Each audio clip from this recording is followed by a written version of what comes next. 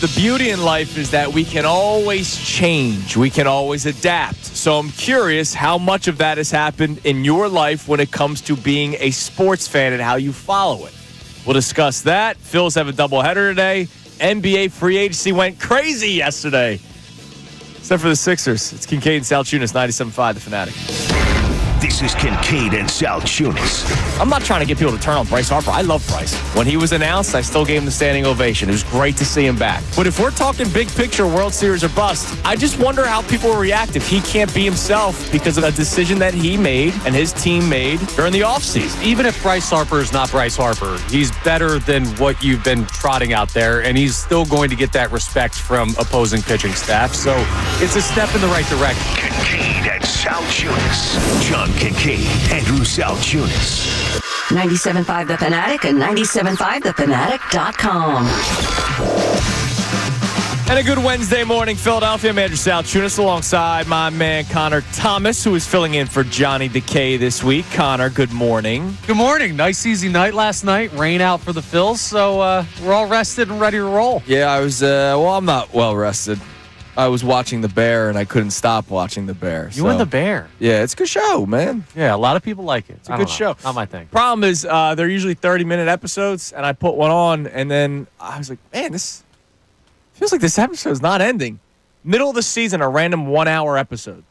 That's weird. Hey, a doubleheader, just and then like the next couple episodes are back to 30 minutes. So, I was like, man, this just feels like it's never ending. And sure enough, it was an hour long. And got one over on you. Then I woke up 4.5 hours later to get to work. All right, so yes, doubleheader today for the Phillies. We'll talk about that as the show goes on after yesterday's rain out. If you had tickets to yesterday's game, they're good for tonight's game because of the fireworks, because I know a lot of people probably spent extra money on the fireworks tickets. So you have the nighttime game today. There was already a scheduled 1 o'clock game today because it was getaway day for these teams. But doubleheader now between the Phillies and Padres. But where I want to start today is not necessarily a newsworthy discussion, but something where I can use recent news to use this topic, if that makes sense. So, TJ Watt, we went through this yesterday, and we'll speak with Adam Schefter today at 7:55 as this is a Shefty Wednesday. TJ Watt and the Steelers have still not come to any sort of agreement on a contract extension. Watt sat out OTA's mandatory minicamp, so he was getting fined. And now there's talk from Adam Schefter and sources around the National Football League that teams may start calling the Pittsburgh Steelers. And it's funny, we went through the exercise. The FanDuel Twitter account posted 4 logos with a photo of TJ Watt. It was the Falcons, it was the Packers, it was the Eagles, and it was the Commanders. I think the Eagles getting TJ Watt is very, very unlikely. They're up against the cap. He's going to cost you a lot of money. Would I be thrilled if they acquired him? Absolutely. I just don't know how Howie Roseman can make it happen, but if there's anybody that can make it happen, it's Howie, right? And then it got us thinking, all right, man, how scary would it be if he went to the Packers or the Commanders? Because those are 2 teams that could be in your path to trying to get back to a Super Bowl. What's interesting, when the social media discourse started going down over the TJ Watt news, I saw a lot of Eagles fans shoot it down immediately. And I found that fascinating. I've been here for 11 years now, Connor. And I have seen this city change both for the good, for the not so good when it comes to how we follow these teams. And I'm not saying not wanting TJ Watt is a bad take. Right. If you think it's going to cost too much money and you'd rather go with the youth movement defensively, which clearly worked last year because you won the damn Super Bowl, then that is a very fair opinion. But what's fascinating to me is maybe 5-6 years ago, everybody, or maybe not everybody, but the majority of the city would be like, yes, go get TJ Watt. Go get this star. And I'm not saying 5-6 years ago because he was 5-6 years younger. I'm talking about a level of player to TJ Watt. People would have been in on TJ Watt. Myles Garrett, not that long ago. there were a lot of people that were not for going after Myles Garrett who would walk in here today, same with TJ Watt, as your best player on defense. The only guy that rivals that is Jalen Carter. I mean, period, best player on defense. I'm not talking about best edge rusher. I'm saying he is your best defensive player the second Myles Garrett or TJ Watt walks into NovaCare. But I see more people going, no, I don't think that is best for the Eagles. I'm fascinated by that. Yeah, I understand the shift. It's how when you see the rich guy at the party or out and about, like the mega billionaire CEO. I don't see many of those people. Well, I'm just saying, in theory, they're wearing like the black T-shirt and jeans while everybody else is in a suit. Gotcha. Because you have nothing left to prove. They know you're rich. You don't have to show up in a billion-dollar suit. You can show up in whatever you want because they know. You carry that weight with you. I think Eagles fans are starting to get to a point where we are comfortable with this team and our standing in the NFL to the point where you don't have to find every great player in the league and add them to the squad. We already know we're great. And I think that's an important shift that we should go through. Yeah. Now, I wonder, you mentioned the NFL and you mentioned the Eagles. How much of it can be all sports? The Sixers, star hunting, right? Brett Brown literally said we're star hunting many, many moons ago. They haven't won squat. The Phillies have one of the highest payroll in all of baseball. It got to a World Series, got to an NLCS. That can't be ignored. Like, they've had success, but they haven't won the big picture. Whereas the Eagles, the payroll offensively, sure, absolutely. But what was the better side of the ball last year? It was the young defense, the inexpensive defense. So could it be other sports, not just the NFL, where you go, look, I've seen teams chase stardom in this city and it not necessarily work out, whereas building from within, building with youth, finding that gem, right? Like a Zach Bond. That's what's winning you games. We just watched an NBA Finals with two young teams where the benches played roles, right? How many times have we talked about this Sixers team over the years? Oh, well, really, when it comes down to it in the playoffs, you really only need like 7 or 8 guys. Yeah. Whereas you saw the Pacers playing 10 guys in an NBA Finals game. And not because of a blowout. It's just that's what Rick Carlisle did. You saw the same thing with the Thunder, where they were having 3-4 guys off the bench playing meaningful minutes for them. So is that just all sports? Well, in this city it is. So there are a lot of determining factors in this. It's the league. It's the standing of the team. So just real quick to go through it. Eagles, they're so great. We're not at the point where we feel so self-conscious about our football team that they need to go get every great free agent or tradable player.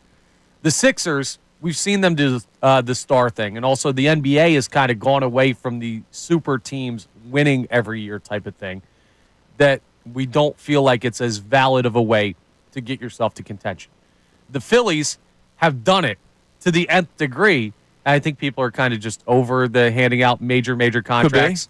And then the Flyers are just not at a point where they're ready for that yet, and the fan base knows it. Like next year for the Flyers, when they have their big all-in free agency year, every single NHL free agent worth anything is going to be photoshopped into a Flyers shirt. Yeah, absolutely. So it'll come back, but where the teams are at and where the leagues are at in this city, we just don't have it right now. So what I want to do today is try to figure out how maybe you as an individual, but if you want to try to do a collective fan base reaction, please tell us at 610-632-0975. How much have you changed as a sports fan over the years? Now, obviously, we've gotten more information. Hell, there's information with all these sports now. You go to a baseball reference, you're scrolling down for hours on one player's name because you're doing analytics stuff, right? And I know that there are people that have become obsessed with analytics. Like, I'm an anti-war guy.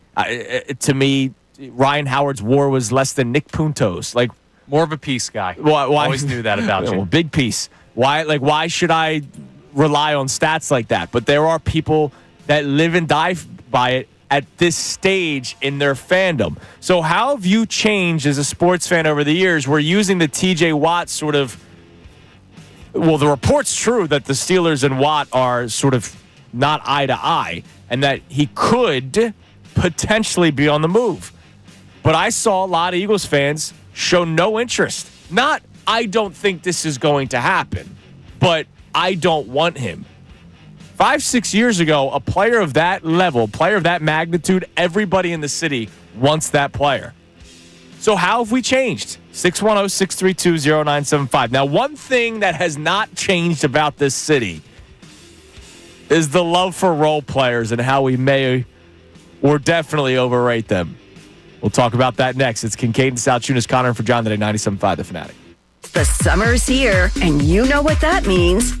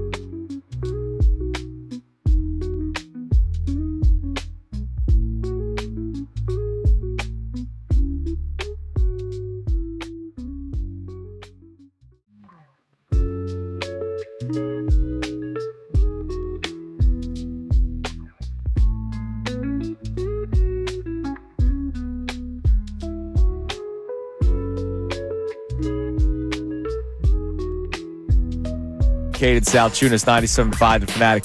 Congratulations to INS, INS, on our YouTube chat. Something new on the YouTube chat. Apparently, you can be crowned top fan. Are there multiple, or well, I just saw a crown number 2, Kieran. Like, it just popped up. Damn. So congrats. INS, congratulations. You're the top fan. Also, thank you. I guess. Yeah. Yeah. I don't know if top fan is because they like us or if it's because they comment a lot. I don't know. Either way, thank you. I appreciate the community. I always love the community. It's just amazing. How about that? All right. So here's where we're starting the show today. Love to hear from you at 610-632-0975. How much have you changed as a sports fan over the years? The topic comes up because TJ Watt could be available. We'll see. If I'm the Steelers, I'm not letting him walk, considering it looks like they're making moves for a win-now season, but the moves are weird. Anyways, but TJ Watt could be on the move. We'll speak with Adam Schefter today at 7:55 about this. But I saw a lot of people on social media not about it. And I know that 5-6 years ago, people would have been about it. Not TJ Watt specifically, a player of that magnitude. And we would be like, yes, got to get the next star, got to get the next star. I'm somebody that does that a lot. But it looks like a lot of people have changed. So we'd love to hear from you on that. Now, something that has not changed in this city is how we may overrate, overvalue, overlove a role player. Guys, the only reason why I'm upset that Gershon Yabusele is no longer on the Sixers is because right now a traffic cone is your starting four. Your fourth player, your power forward. They don't have one. The Sixers literally don't have one. They got the guy that they picked up the other day, Trendon Watford. Trendon Watford. A nice 30% three-point shooter last year, so that doesn't really help your spacing. 39 the 2 years ahead of that. That's good. Let's hope that he just has a bounce-back season. Gershon Yabusele goes to the New York Knicks. 2-year, $12 million deal, 6 per. All the reports say that the Sixers probably still could have landed him, but because they're trying to see how the Quentin Grimes situation plays out, Yabusele maybe didn't want to wait. And he goes, all right, I'm not waiting anymore. I'm going to sign with the New York Knicks. Yabusele was a very fun story last year. Yeah, he was. A very fun story in a season where there were very, very little fun stories, right? Like, it sucked last season. We all know it. There's a reason why he wasn't in the league for a couple of years. Literally 5 years. 2018-19, he was with the Celtics. Then he's overseas until last season. Now, Gershon Yabusele, in the 20 games where Joel Embiid played, he averaged 9 points per game. Like, he was a nice piece to the team. He probably did a little bit more considering he was one of the only consistent players on a bad team once everything went to crap. I'm not thrilled that he's gone by any means. I wish he was back. But the doom and gloom in the city yesterday over a guy that was out of the league for 5 years beforehand, that's something I don't get. Nah, it's just all it is the emotional response that this was the one like bright spot that we had throughout the year. It was a fun story. We're clinging on to the little bit that we did get from this past Sixers season, and we're overrating the guy. He's an NBA player. He is. And I'm interested to see what he does, and I'm glad he's still in the league, and I'm glad he got paid. But he was not a necessity for this Sixers team. Well, I'd say necessity because he would fit as that four because he can shoot it a little bit with this current group of players. I got you, but you picked him out of France. Yeah. Like, you can find another player that can fill that role. Now, will they? I don't know. And that's going to be on the Sixers to do that. And like you said, I would have liked him back on this team. But to be like, you can't replace that guy. Yeah, it was doom and gloom yesterday. I think part of it is because the Sixers haven't done much at all, and that may be part of it. All right, they haven't done anything, and they're losing players. But to me, that wasn't oh my God, they lost Gershon Yabusele. That, I didn't have that reaction, and it was also expected. This had been talked about from about the halfway point. I think once the money came out, people were like, all right, they could have afforded that. And again, everybody that covers the Sixers believe that they could have afforded that, but they're waiting to see how the Quentin Grimes situation plays out. I'd rather have 25-year-old Quentin Grimes, who went and got buckets last year, than soon-to-be 30-year-old, 3-year NBA player Gershon Yabusele. Yeah, I agree with you. So they're just leaving more room for that. We want this team to get younger. They're setting up a path to get a 25-year-old over a 30-year-old. That's kind of what we do this with the role player. And look, I loved him because he was not a problem last year. Oh, he's great. And with a team that's filled with problems and dysfunction, it's nice to have a beacon of light. But the reaction that I saw on social media, I just didn't feel that same way that a lot of people. Yeah, I'm with you. I couldn't get there. All right. Well, speaking of the Sixers, there was a common theme on social media yesterday. There was a lot of Daryl Morey is asleep jokes. I will also say, to your point about Yabusele, a lot of people expected this. What did you really expect yesterday? We'll talk this one out coming up next. It's Kincade Salciunas, Connor and for John today here on 97.5 The Fanatic. Fanatic Sports Update. A Phil's doubleheader. I'm Brendan Gunn with your Fanatic Sports Update. After a rainout last night, the Phillies are set for a doubleheader today against the San Diego Padres. The first game gets underway at 1:05 this afternoon, where McAble's going to be on the mound for the Phils, facing off against a former friend Nick Pivetta for the Padres. Then the second game goes down tonight at 6:15. Christopher Sanchez is on the mound for that one, and he's facing off against Dylan Cease. Tickets for last night's game will be good for tonight's game, and the fireworks are still set to happen tonight if the rain goes away. After declining his player option over the weekend, Eric Gordon is returning to the Sixers on a one-year, $3.6 million veteran minimum deal. By declining the player option and re-signing, it lowers his cap hit number from $3.4 million to $2.3 million. The Flyers made a flurry of signings yesterday in free agency, highlighted by signing goaltender Dan Vladar to a two-year, $6.7 million contract. The team also signed center Christian Dvorak, defenseman Noah Juleson, and center Lane Peterson to one-year deals as well. This update was brought to you by Groundworks, your expert for basement waterproofing and foundation repair since 1997. Book your free inspection at groundworks.com. I'm Brendan Gunn, and you're listening to the home of the Sixers, Flyers, and Union, 97.5 The Fanatic and 97.5thefanatic.com. Texting, the easiest and most convenient way.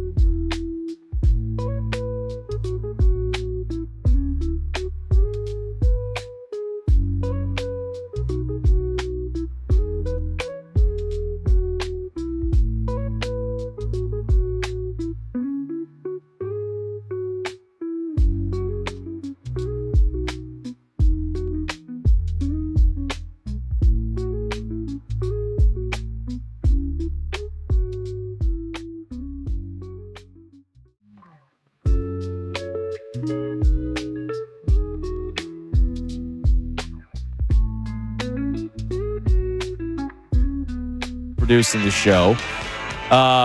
Brendan, I'll ask you, how much have you changed as a sports fan over the years? In case you're just tuning in, we're talking about that based off of the TJ Watt report from the other day that the Steelers and Watt can't see eye to eye. Adam Schefter reporting that there could be calls being made to the Steelers to see what sort of trades we could be talking about. We'll speak with Shefty today at 7:55. Normally, the city of Philadelphia would be saying, yes, do it.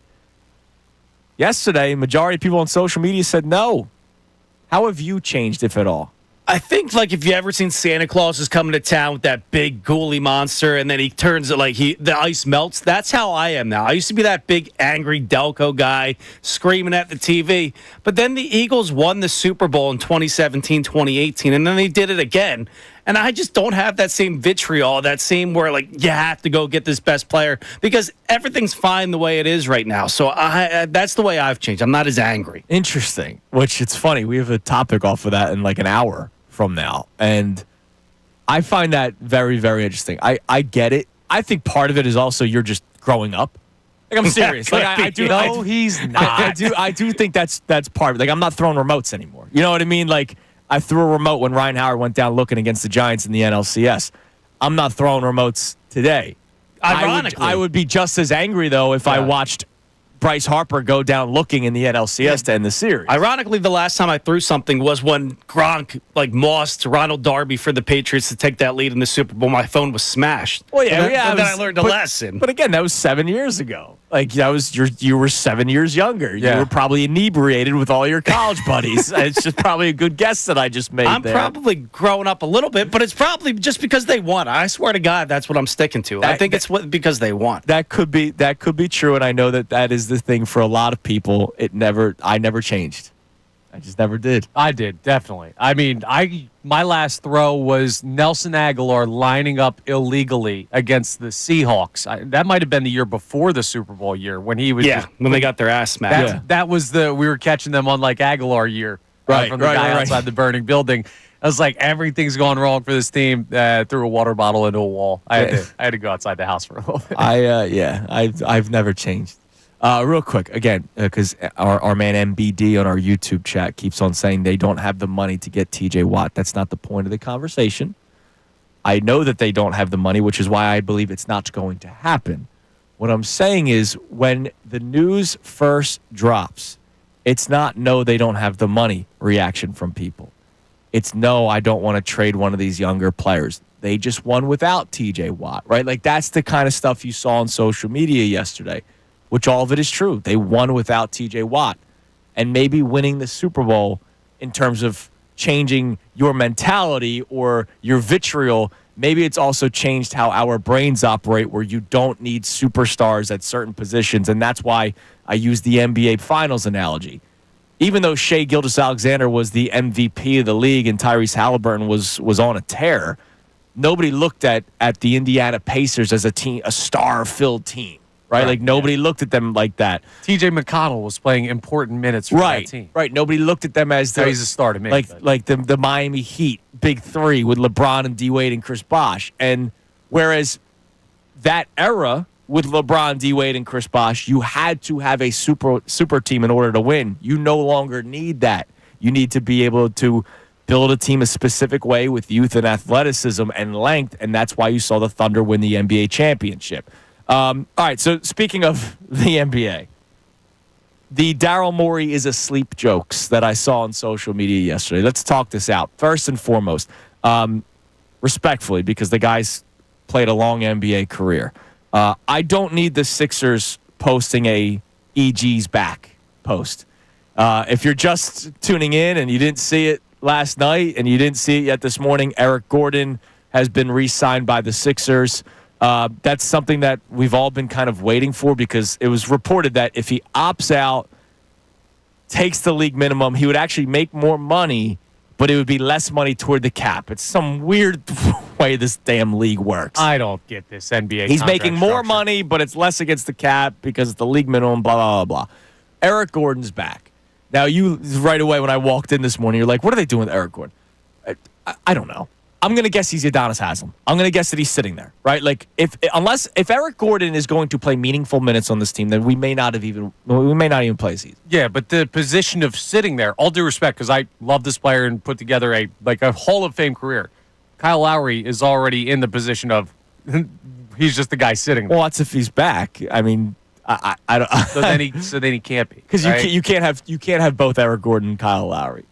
Anyways, the NBA yesterday was crazy. Moves left and right, reports left and right, and Daryl Morey didn't really do anything except for signing Eric Gordon when everybody was asleep. Everybody was wondering if Daryl Morey is asleep. What is Daryl Morey doing? I don't know what we expected, because they have all their big name players that are eating up a lot of the money in Joel Embiid, Paul George, and Tyrese Maxey.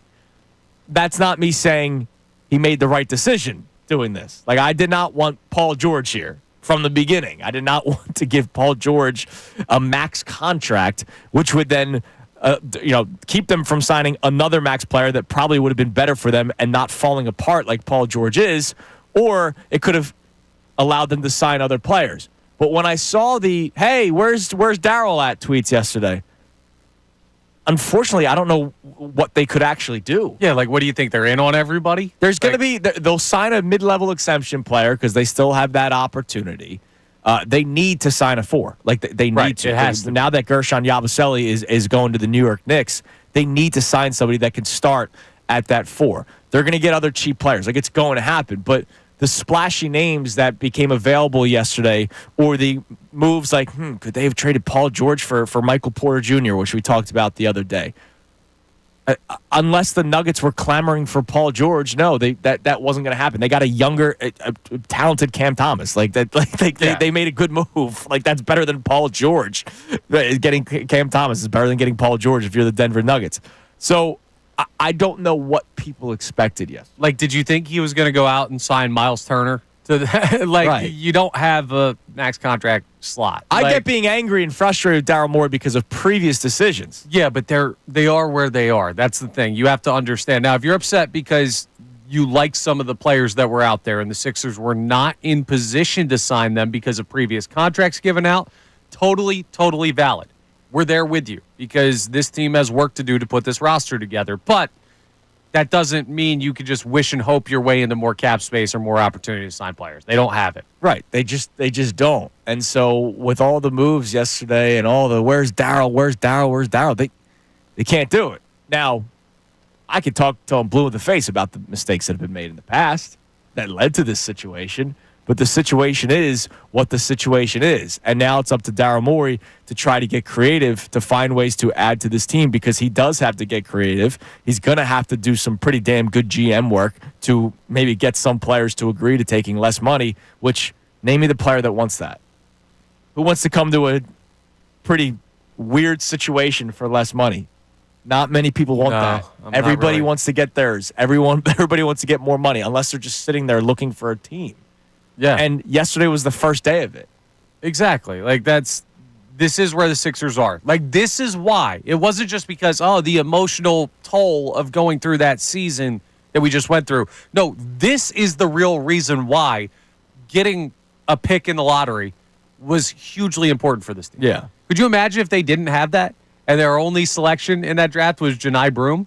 And then you still do the same thing of not having cap space to get these free agents? It would have been horrible. Hey, that's doomsday. So, honestly, the offseason's going better than it could have for the Sixers, and that's just where this team is at right now. Now, to start the 7 o'clock hour, there is a superstar that is upset.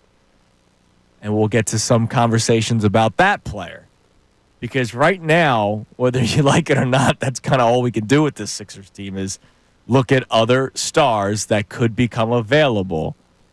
At least this guy is younger, and still plays at a very high level. But we'll get to that to start the 7 o'clock hour, because coming up next, I want to hear from you at 610-632-0975. How have you changed as a sports fan over the years. Now, this is one of those topics where we can go in multiple different directions. We talked about how T.J. Watt could be available, and there are a lot of people that don't want him, not because the Eagles can't necessarily afford him, to be clear again. There are people that just said on social media, look it up. Look up Eagles T.J. Watt. You'll see it all over the place. There are people that say we won without T.J. Watt. Why should we get him now? Whereas 5, 6, 7 years ago, I've been here for a little over a decade, the entire city would be in on a player of that magnitude. Also, the love for role players. If you want to react to Gershon Yabusele going to the Knicks, feel free. We love to hear from you. I think it's always been funny how we overvalue certain role players. Gershon Yabusele was a nice story last year. Would have liked him to be back. But I don't think he's like the end-all, be-all, oh, my God, the season's over now because we lost Gershon Yabusele, who had not been in the league for 5 years before last season, and the Sixers took a flyer on him. Good for him. Congratulations. You got paid yesterday. It's Kincade and Salciunas. Connor in for John today and for the rest of the week here on 97.5 The Fanatic. Ray Dunn, Mike Missanelli. Mike Missanelli, assistant GM, the 17th.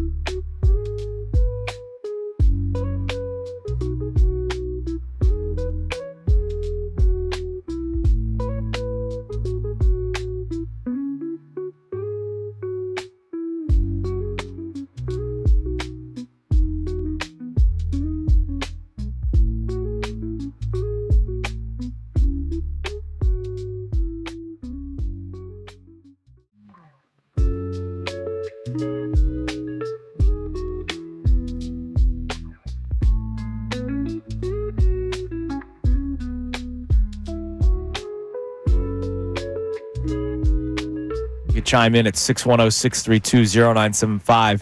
How have you changed as a sports fan over the years? And I didn't really say much in the beginning of this show. I really don't think I've changed all that much. I think I've learned more, like about trying to evaluate players and all that kind of stuff. But I think I learned just as much as the rest of the leagues learned. Like, I think you should have changed, man. No. Like, think about where you were growing up to where we are today with the teams in this city, mainly the Philadelphia Eagles. Yeah, but we've always had it good, dude. Like I get it that it took until 2017 to see a Super Bowl, but we were in our 20s. Like, no, I got you. Like, we always had it good. I grew up with five. You, me, and Brendan grew up with five and Andy Reid, with Iverson, with the Phillies team that won a World Series when we were 13 years old. Like, the Flyers were relevant in the early stages of our lives in 2010. We've always had it good. Winning the Super Bowl did not, like, change me.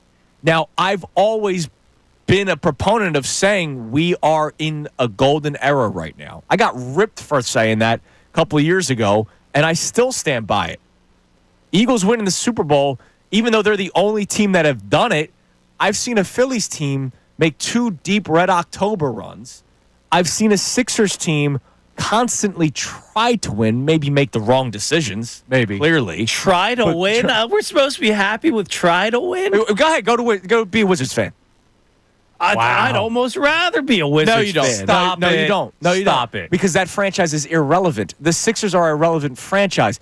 Being able to come on here every single day and have something to talk about is beautiful. Man, how many times have you heard a sports talk radio host? Or yesterday I spoke to a bunch of high school and college kids. There was a cool camp that was going on in Manioc. And one of the questions I got was, hey, so what's it like during the down times in the summer where there's not so much to talk about? I'm like, that's not true. I got Max Kepler popping off saying that he should be starting more when he's batting 205. You know what I mean? Like, there is always something to talk about, at least right now, over the last 4 or 5 years, because the Eagles' off seasons have been spectacular theater. You may not have agreed with the decisions, but there's been stuff to debate about. The Sixers have been a debatable topic for a long time. The Phillies are debatable topics almost every single day. The Flyers are really the only team that's not, because they're rebuilding. But you could debate the draft picks that they made. Like, I love it here, but I'm not afraid to still get upset or still point out flaws with teams just because we are in a happy place. Yeah, I don't have the same, like, I was so lost as a Eagles fan after 2018, February 4th, right? Okay. Like, because that was all I ever wanted. As much as I loved to see the Phillies win in 08, as much as I watched the Sixers and Flyers, like, I needed a Super Bowl. And once I, like, got that, let me ask you something. What are we chasing Let me ask you now? something. When you go on vacation, you get home, what do you do? You think about how great the vacation was, or you think about what's next? I think about how great the vacation was. I think about what's next. Yeah. I have that issue. I don't go on vacation all that often. I have a depression. Like, it's a legitimate issue that I have in my life, where if I don't have something to look forward to, I'm like down. See, it's easy when you live the life that I do. I only need like 2 days. Like, I don't need like the week vacation in the Bahamas. Like, I just need like, oh man, I can't wait. I'm going to Tampa for the Eagles like Bucks game. That's a 3-day thing. That's 2.5 months from now, but I can look forward to it. Like, that's what I'm like. So when the Eagles won in 2018, man, I want this again. You have a nice steak dinner. Man, when are we going back to that restaurant? Not, wow, that was great. But you don't become as desperate to do it.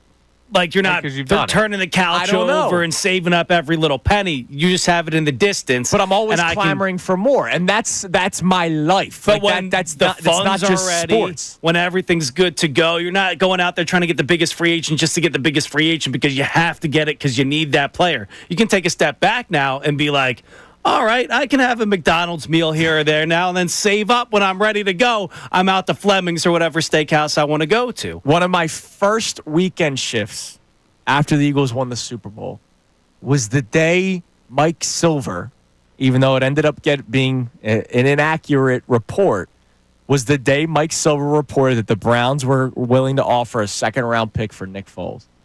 And I said, do it. You're never going to get higher value for your backup quarterback than right now with Nick Foles.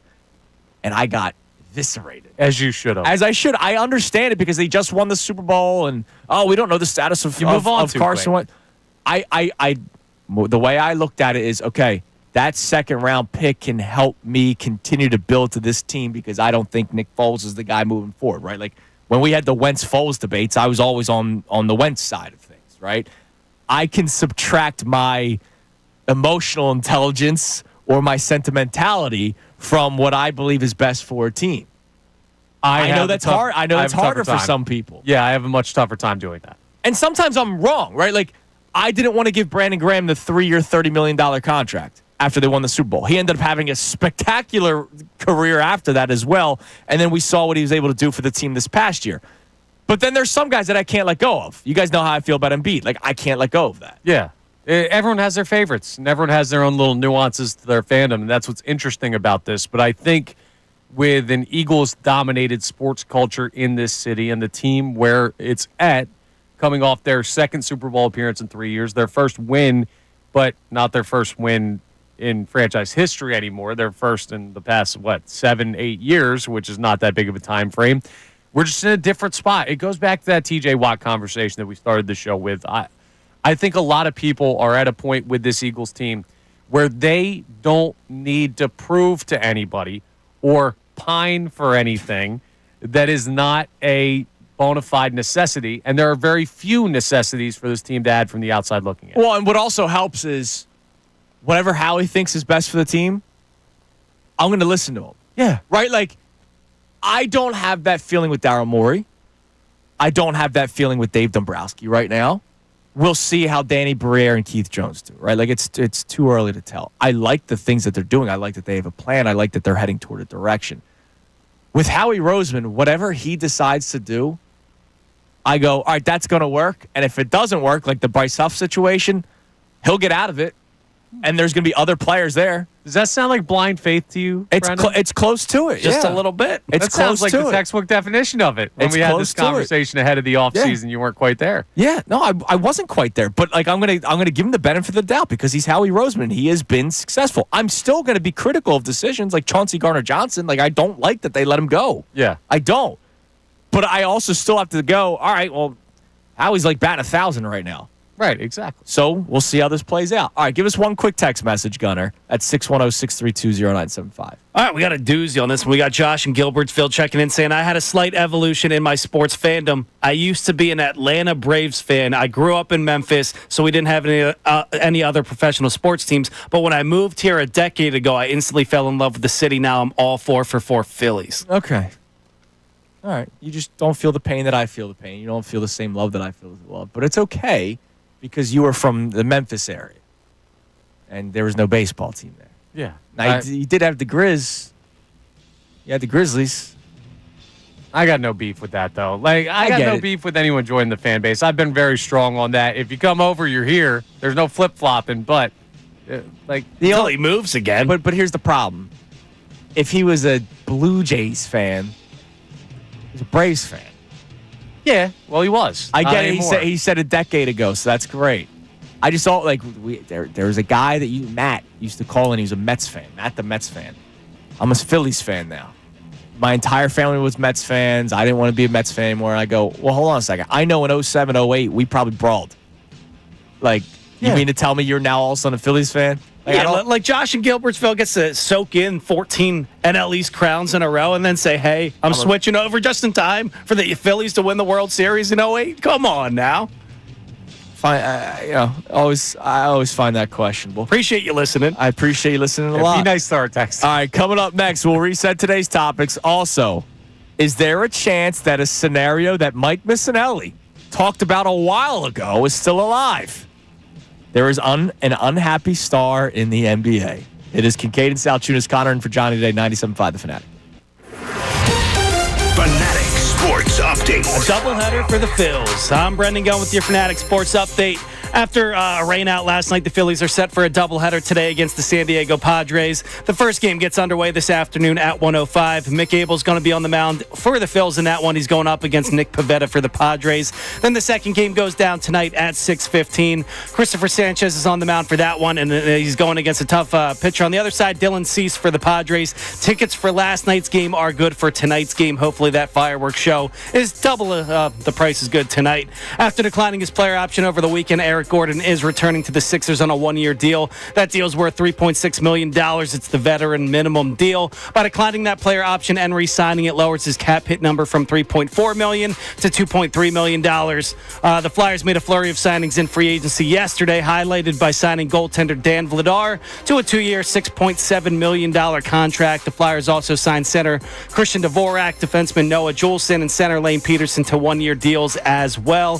This update was brought to you by Mattress Firm. Mattress Firm's 4th of July sale is your chance to reclaim restless nights and upgrade to a premium mattress. Get matched and sleep at night at Mattress Firm. I'm Brendan Gunn, and you're listening to the home of the Sixers, Flyers, and Union, 97.5 The Fanatic and 97.5thefanatic.com. Do you feel unfulfilled? Do your afternoons feel like Groundhog Day?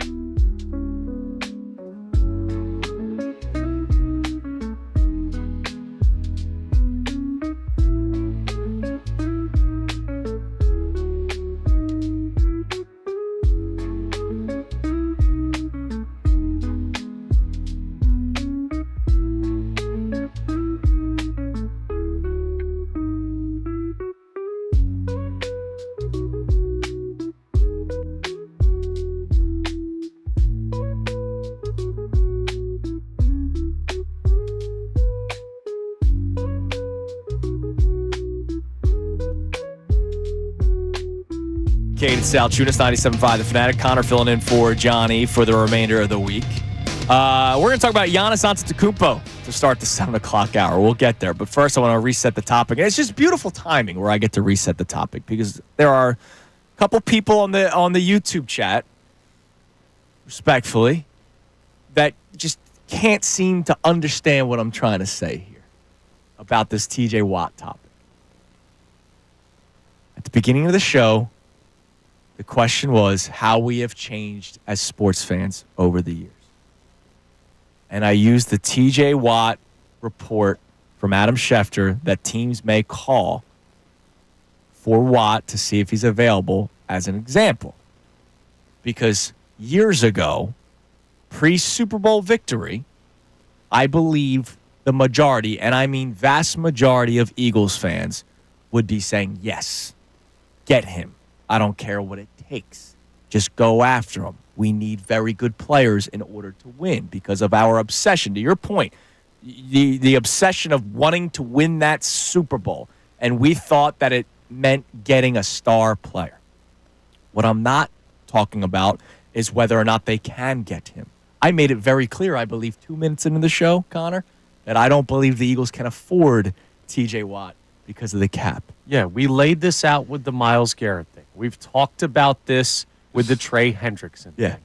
Hell, it was even brought up with the Jair Alexander potential. Whether or not they could actually afford it. And he's I don't. significantly less expensive than these other guys. What? No, Jair Alexander. Yeah, Jair Alexander, yes. So we know. We know.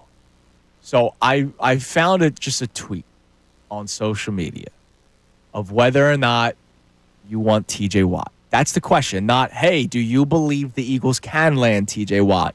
It's whether or not you would want TJ Watt. And there was somebody said something about Nolan Smith would be in the package.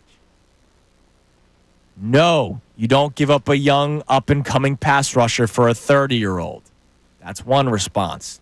Absolutely not. LOL. You gotta throw in the LOL. A hand to the face emoji. No. A Stephen A. Smith stay off the weed gif was sent in. No way. Watt is at the end of his career. Nolan is at the beginning of his. 30 years old is Probably still got another 4 or 5 years left. Is not at the end of the career. But if they don't win last year, how much of those Twitter responses aren't there? Like, if they don't win, it's not there. Yeah, like all of those are gone. And that's why, again, saying it a little bit slower here, the question is how we have changed. Because if they didn't win last year, to your point, Gunner, maybe somebody is saying, we need that pass rusher. We need that stud. I don't trust a scheme to be able to get somebody to get home to the quarterback. I'd rather trust talented players. That, I believe, has changed for a lot of people in the city. You don't hear me coming on the air today going, you have to get him. Do whatever you can to get him. Because I've learned that Vic Fangio can find a way. Because what was one of my biggest concerns last year? Pass rush. Pass rush. I was terrified by it. Now, it still took like 8 weeks for it to really start Needed forming. patience. I was trying to help you. No, I was more patient with the defense. I told you that from the beginning. We debated that. I was patient with the defense, not with the offense. And you and DeCecco, my man, my fellow football guy. It's one of the only disagreements that we've had. The Eagles offense is getting 85% of the salary. Of course, I have less patience for that side of the ball. You mentioned scheme. Yes. They won with the best defense in the NFL. You're not hearing people say you got to blitz, you got to blitz, you got to blitz all the time right now. Right. Ever since they got home with just the 4 men and they're dropping everybody back. Now, however, you got to run the ball crew one. That's me over here. 3 yards in a cloud of dust, baby. Congrats. You're going to miss the early bird special if you don't get out of here before 10, Grandpa. Come on, man. So how have you changed as a sports fan? And this can go in millions of different ways because we have other topics off of it. We'd love to hear from you. 610-632-0975. Shout out to my friends at YouTube. All right? I love you all. So Giannis Antetokounmpo yesterday. Apparently unhappy. So the Milwaukee Bucks trade for Miles Turner, and everybody had the exact same reaction. How the hell did they? What? How did they? Or not trade? They signed 4 years, $100+ million. How did they afford this guy? Where did this happen? Then minutes later, we find out that Damian Lillard was just being completely bought out by the Milwaukee Bucks, but they're going to defer his contract. He has 2 years left. He's on a max contract. They're going to defer it over 5 years. I think he's getting $20+ million a year from the Bucks over the next 5 years to not play for them. I just realized something. Will they pay it out on the day that they decided that? So will it be Bobby Bonilla and maybe Damian Lillard day? It could be. You never know. Something to keep an eye on. So he's going to get paid over the next 5 years, and we'll still be able to sign with another team. Like, he's going to be getting two salaries. That must be nice. Yes. And, also, and millions of dollars. Dame is not coming to the Sixers. No, not even having that conversation. But Giannis, initial reports, happy that Miles Turner is there, but then was upset with how they handled Damian Lillard. Now, what I found interesting, Giannis, that report from Crispy Haynes, there were a lot of former NBA players that were very vocal about the lack of loyalty from the Milwaukee Bucks after Damian Lillard gets hurt in the playoffs, and they just kind of outright release him. He's still getting paid. Yeah. All right? So, like, I'm not going to shed tears. For an NBA max contract, you can disrespect me $2. Yeah. That's. I'm not going to totally shed tears over Damian Lillard, who, by the way, never really wanted to go to Milwaukee to begin with. Remember, he wanted to go to Miami or Brooklyn or New York. Like, he never really wanted. They may have done him a favor. Hey, we're going to just get rid of you. We're going to keep on paying you over the next 5 years, and you can now go sign wherever you want once you're healthy. If anything, Damian Lillard should be hopping for joy. Sounds like a good deal to me. Yeah, it actually sounds really nice. But Giannis didn't like the way that it was handled. So I will remind you of something that Mike Missanelli reported on back in the winter. As you're listening to 97.5 The Fanatic, WPEN, WPN HD1, Burlington, Philadelphia, BZ Media Group Station, broadcasting live from the Comcast Business Studio, powering possibilities. And he reported that the Sixers would try to make a trade for Giannis Antetokounmpo during the offseason. And remember, when the Bucks season first ended, there was the Giannis watch. Is he going to want to demand a trade? Is he going to not want to demand a trade? Does he want to stay in Milwaukee? And I feel like it flip-flopped multiple times. He wants out. Now he likes what they're doing. He loves Milwaukee. That's where he's built his career. That's where he's built his home. That's where he's built his family. He wants to stay in Milwaukee. He doesn't want to just ring chase somewhere. When the Lillard news comes out yesterday, now all of a sudden he's upset. And it starts making me think, is there any chance that could actually be on the table? And I wonder if it is on the table, and you're the Milwaukee Bucks, I don't think you're just trying to make the salaries work. And it's like a Paul George for Giannis, right? You just went after Miles Turner. Like, you just paid good money for a very talented player. In his prime as well. What if Maxey was on the table? Don't do this to me. I'm asking the question because Mike Missanelli, I'll ask Mike, I'll text Mike to try to get it word for word. I'm pretty sure he said something about like Maxey and Embiid, and then you would pick up like Dame's, because Dame was injured. You just get him, but you're getting Giannis out of it, right? I love Tyrese Maxey as much as the next guy. Giannis Antetokounmpo is the better all-around basketball player. Like that guy can carry his team to the finals. Yeah. Whereas Tyrese Maxey can't carry the team to an 8 seed, in my opinion. All right, like he's a very good player with Joel Embiid. He's a very good player when he has nice complementary pieces around him. He is not a guy where I think he can take a team to a certain level by himself. We know that Giannis can. I know that we get attached with people, and I know that Tyrese Maxey is a beloved figure in the city. I love him. I love the kid. But in this fantasy world, because that's what the NBA is, let's not act like NBA isn't fantasy.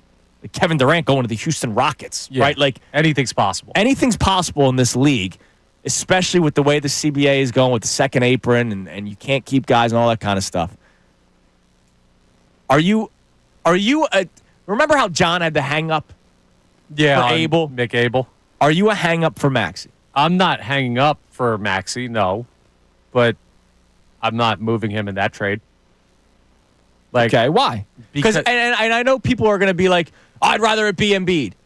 again, if you're the Bucks, how many times have we asked this question? Does that team want him? Right. Right? And so the Bucks, as much as people are done with Joel Embiid because of the injuries, do you think Milwaukee's going, yeah, let's do it? They just gave Miles Turner a max contract. Right. They're not trading for Joel Embiid. Do you think they want Paul George? Probably not. We're trying to offload guys because we don't want them here anymore. You think those teams are dying for him? Maxey's not an offload guy. Like, Maxey is still 20. Well, I'm not offloading. No, I know. I'm just saying he's still 24 years old.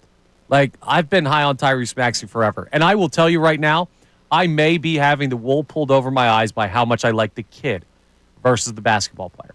I think he's a great basketball player. I still go back and forth on your comments about how much he could lead this team if asked to do so. But I want there to be life after Joel Embiid. I want there to be life after Paul George, if there's life now. But I want this team to have something when that era comes to an end, and that is built around Tyrese Maxey right now. And Giannis doesn't extend that window like into the future much further. Like, he's a great player right now, but he's going to get old too. Yeah, but he's 30. I understand, but basketball ain't baseball. It's not like a quarterback. He plays a very physical game. You don't think Giannis's body is much like LeBron's, who's playing still at a high level at 40? Bigger guy. I don't know. I know. Look, Giannis has been hurt too. Yeah, exactly. Like, I'm just saying, like, Giannis has been hurt. I know there's a major risk. I'm keeping Maxey. I wonder if Maxey is a hang-up for people. I'm listening, but I'm keeping Maxey. All right, like, I'm curious. When the chips are down. We'd love to hear from people on that as well. It's 610-632-0975. So our initial topic today, how have you changed as a sports fan, if at all? Wanting stars is obviously a flaw of mine. All right? I admit it. You know, it's the first step is admitting it. Proud of you. Right? It's a flaw of mine. Can you win without them? It's Kincade and Salciunas, 97.5 The Fanatic. Philadelphia, you.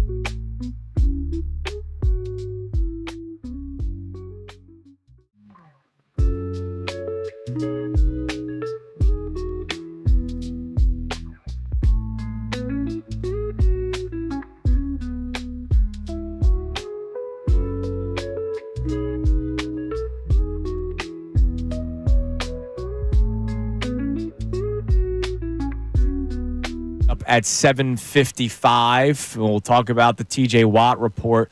We'll talk about what the hell the Miami Dolphins are doing and what the Pittsburgh Steelers are doing. Yeah, AFC's getting weird. Yeah, this is, again, every once in a while, I like to say it. Man, we are lucky to be Eagles fans. Like, we really are. Because you see what some other teams around the NFL do, and all you can do is laugh. Now, there's somebody that's probably out there saying, man, I'm lucky to be a Thunder fan because they see what's happening in Philadelphia with the Sixers. Right. So the same can be said for other cities in other leagues. But when it comes to the sport of football, we are lucky to be Eagles fans, which I know is a crazy thing for a lot of people to hear that are of the older generation because that's something that people weren't saying. They loved being an Eagles fan, but nobody thought they were lucky to be an Eagles fan up until February 4th, 2018 when they win the Super Bowl. Yeah, long time coming, but we got here. So Yes. now we're going to enjoy the hell out of it while we're here. Hell yeah, man. Absolutely. All right. So what we have learned or how we have changed over the years as fans, one of the things that I have admitted to you guys, I have a flaw of. I saw our man Mopar doing the eye roll emoji on YouTube. I want TJ Watt. I want LeBron. I want Connor McDavid. I want Shohei Ohtani. Yes, I do want all that. I do want Shohei Ohtani. I would love Shohei Ohtani to be on the Phillies. Not for Bryson Stott. Yeah, like that was one of the stupidest things that I've ever heard in my life, that somebody didn't want to part ways with Bryson Stott for Shohei Ohtani. It was dumb. I do want LeBron James because I think that would be awesome.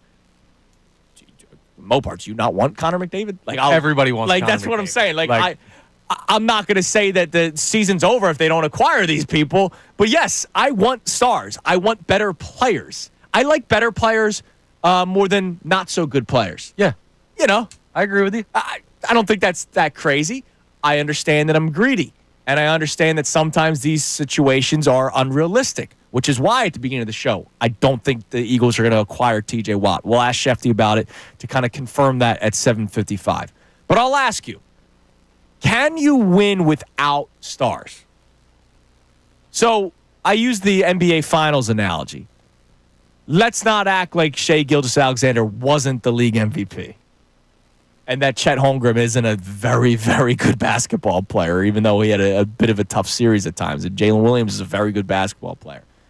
The Thunder, or the Pacers, on the other hand, up until he gets hurt, Tyrese Halliburton was playing out of his mind, and he's a top 25 player in the NBA.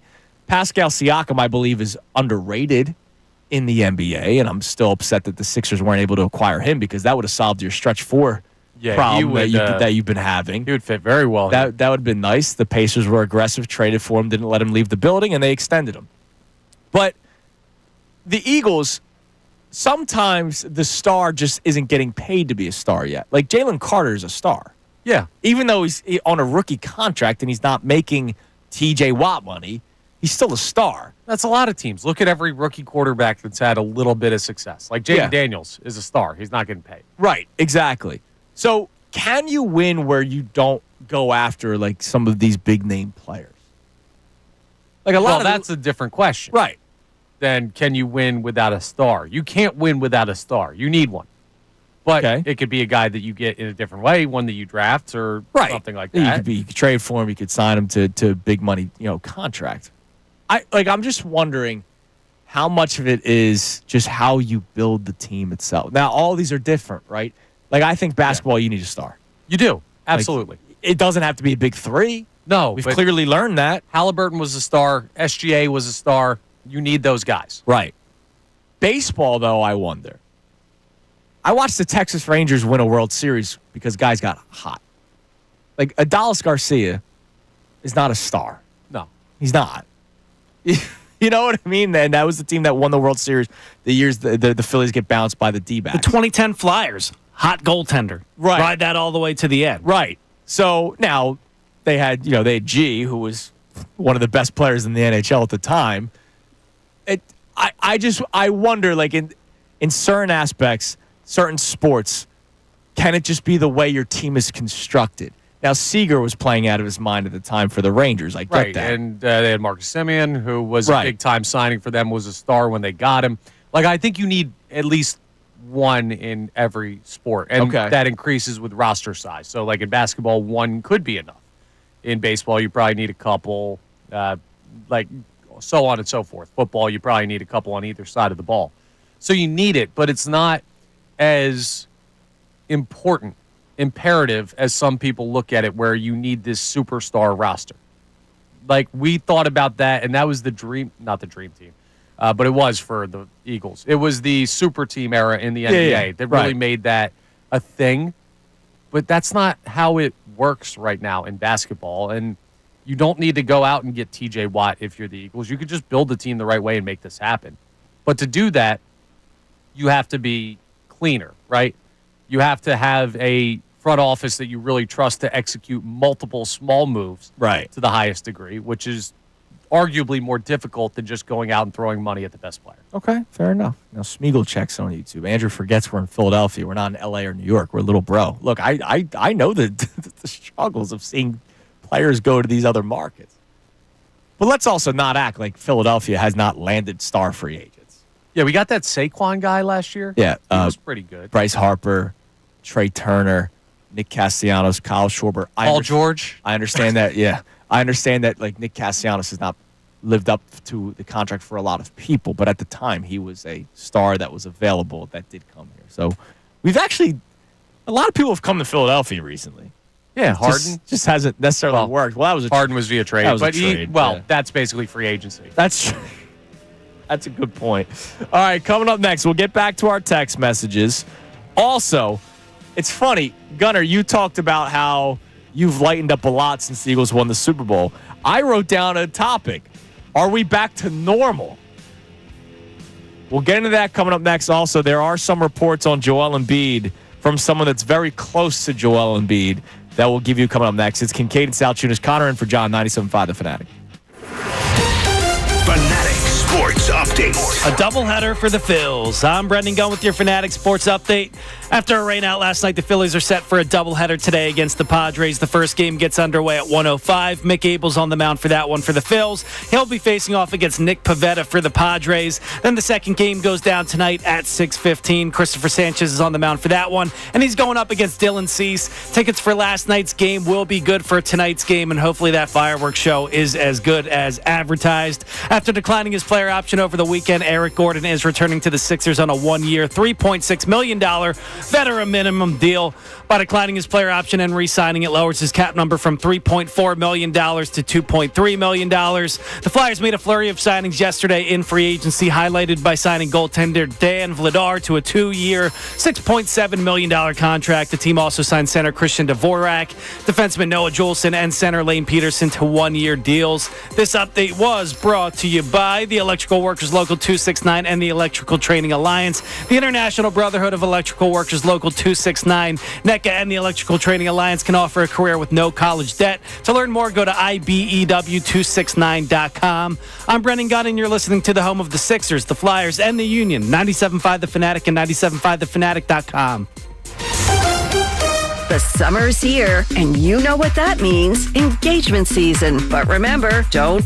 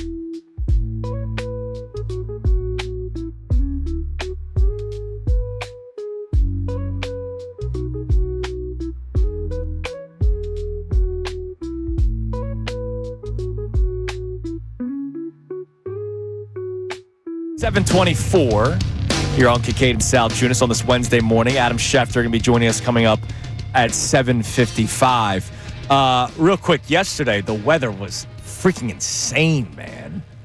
What was it like in the city? Rainy.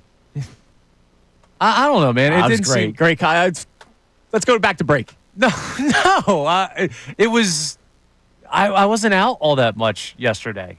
I did go out to dinner for a little bit, but it was only like 30 minutes, and it wasn't raining at that point, so I didn't really notice. Dude, most of the time I'm out of here, I'm either sitting on my couch or sleeping. The reason why I ask, I don't know if like the city streets were flooded because They got pretty 76. It took me an hour and 20 minutes to get home from Manio. It was that bad? Hour, What time did yes. you leave, like 3? 3:55. I pulled out of my parking space, and I got home at 5:15. So that would be an hour. Yeah, it's an hour and 20 minutes. Yeah, I think like during the day, like during nap time for your boy, it got pretty bad.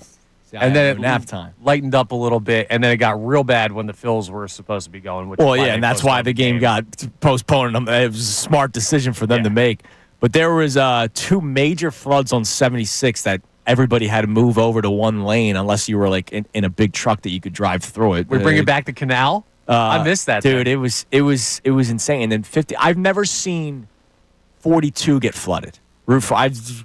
You're a Jersey guy. Yeah. Never in my life seen it flooded. It was flooded on Route 42, and there was a patch right before 55 that was flooded. I've never seen that in my life. Rained like crazy. Yeah, it was insane. Yeah, we're getting these strong weather kicks lately. Yeah, another day where I woke up this morning and I'm soaked by the time I get to my car. All right, a couple of things from Ramona Shelburne yesterday. You guys are children. Ramona Shelburne put out she was on NBA, their free agency special on ESPN, and they brought up the Sixers. Now, take this any way you want when it comes to Joel Embiid.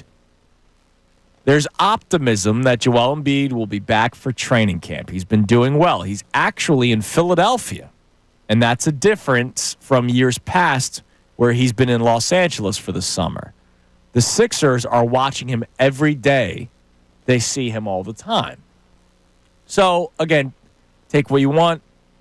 Daryl Morey said the other day he believes Embiid is good and will be good for training camp.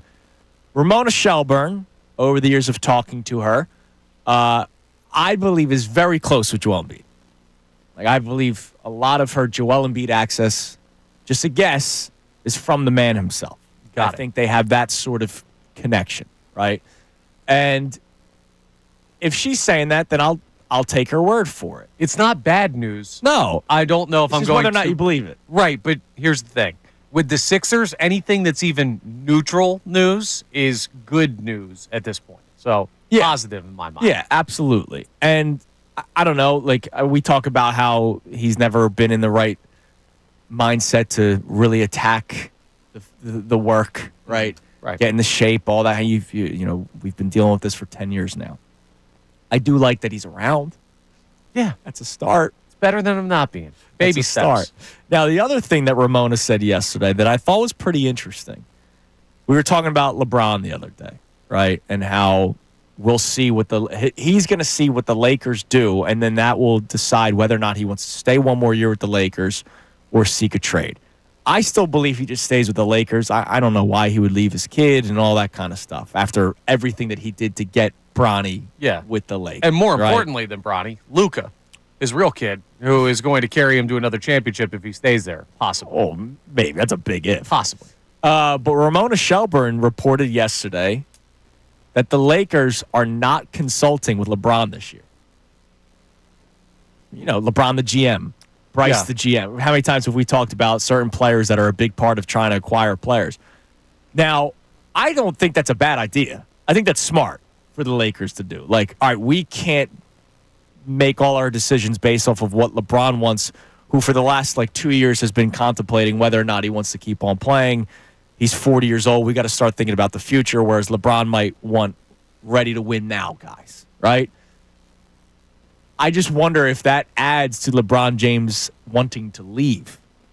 Like, that's a story. Like, is he a guy that where there's so much pride in him trying to be a part of the front office that if they're not consulting him, that he just goes, all right, then I'm out. Maybe. But here's what I'll say from our perspective here in Philadelphia. If that is a reason why he wants out of L.A., then he should not come here. Okay. Because I do not want this team to then have Daryl Morey Part 2, which is a player that wants aging players that are trying to win right now. Right, like, we're over that, hopefully. Knock on wood. So let's not do that. Again, the only thing that I said the other day, and I stand by it, if you can make a trade where that means Paul George comes off the books and you have LeBron for 1 year, and then all of a sudden that opens up the max slot. Yeah. Like, that's a dream scenario.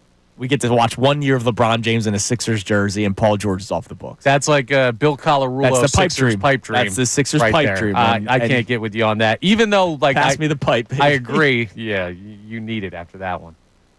Pass me the pipe. All right.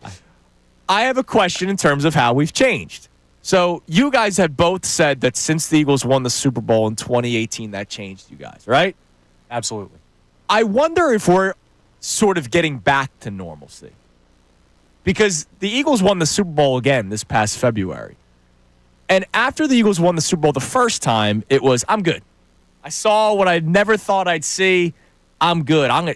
I don't care if they're down 30-0 at halftime. Like, I'm there. Go Birds, right? Whereas this year, I think this is when we're finally having the dynasty conversations. How did they get back? What did they do to do that? Whereas last time, everybody just wanted to party. I think there's a little bit more, all right, what can the Eagles do to get back there? I want to experience that again. I don't want to lose this feeling. And I wonder if that's sort of one of the first signs of getting back to normal. Now, when you think about your youth and your normalcy when it comes to being a Philadelphia sports fan, there's a lot of anger, right? Yes. There was always a lot of debate. Everybody's yelling and screaming. Aren't we back to that? We've got it with the Phillies. Yeah, we're there. We're definitely there with the Sixers. Past that. Yeah, I know apathy has settled in for a lot of people, which is a horrible thing for the Sixers. I'm not saying you should not feel apathetic. Nihilism. Yeah. Yeah, we were having that conversation. B-Gun and I were this morning. He's in a bad spot with the Sixers. I know you are. But if you sense yourself sort of going back to your old ways, or are you still like, I'm good? I'm going back a little bit. I think the first Super Bowl, I doubted it was ever going to happen. So when it did, I was in a state of disbelief.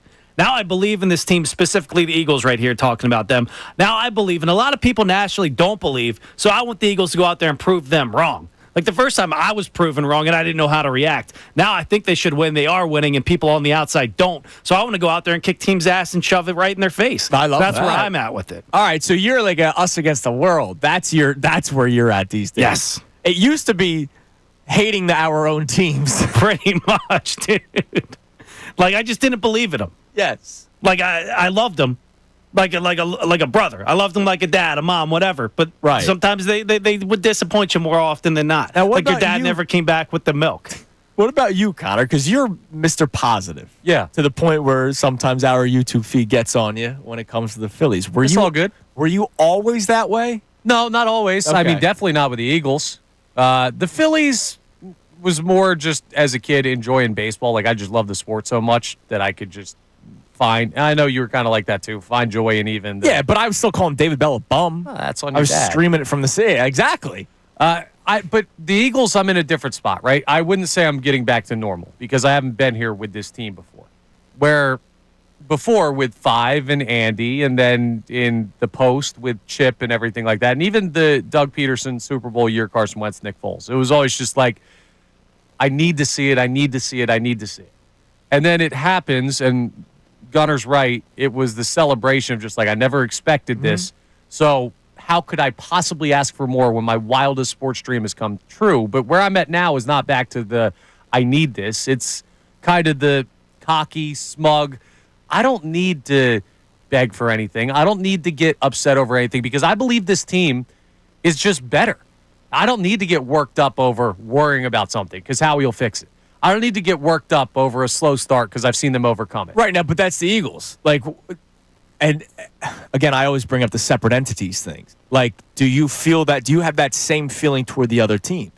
No. Because if you do with the other teams, then that's a problem. No, I do not. Okay. Yeah, because the Phillies haven't shown it to me yet. Right. That 08 team, totally different.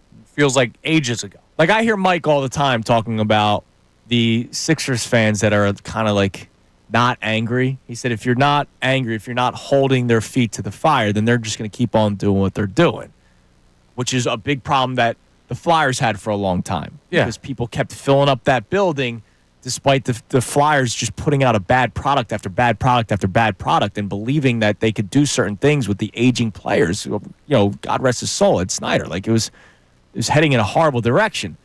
And then finally, the Flyers fans stopped showing up. Remember that Rangers game where, like, the Rangers fans took over the building? Completely.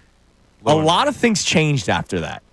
People lost their jobs. Even though I know it's former Flyers and people complain about that, but there was a major shift after that happened.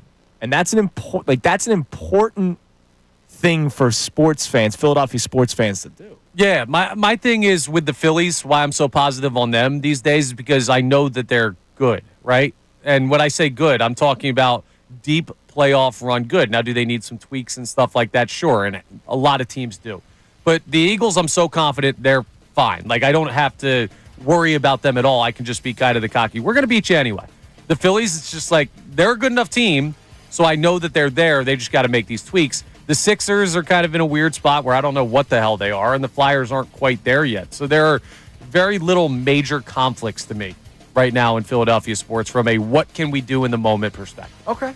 Smeagol on YouTube yesterday, just now, but yesterday, took him an hour to get from the Commodore Barry Bridge to 476. Oof. Dude, it was a mess yesterday. I hope people weren't driving yesterday. Well, hey, beautiful weekend coming up for the 4th. Dude, it's a beautiful, like, stretch, like, after today. Yeah, it really we need is. that.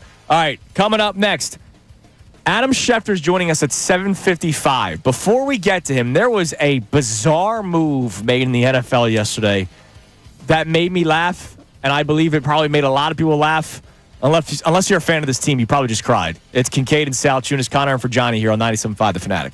We want to hear from you, so text us at 6.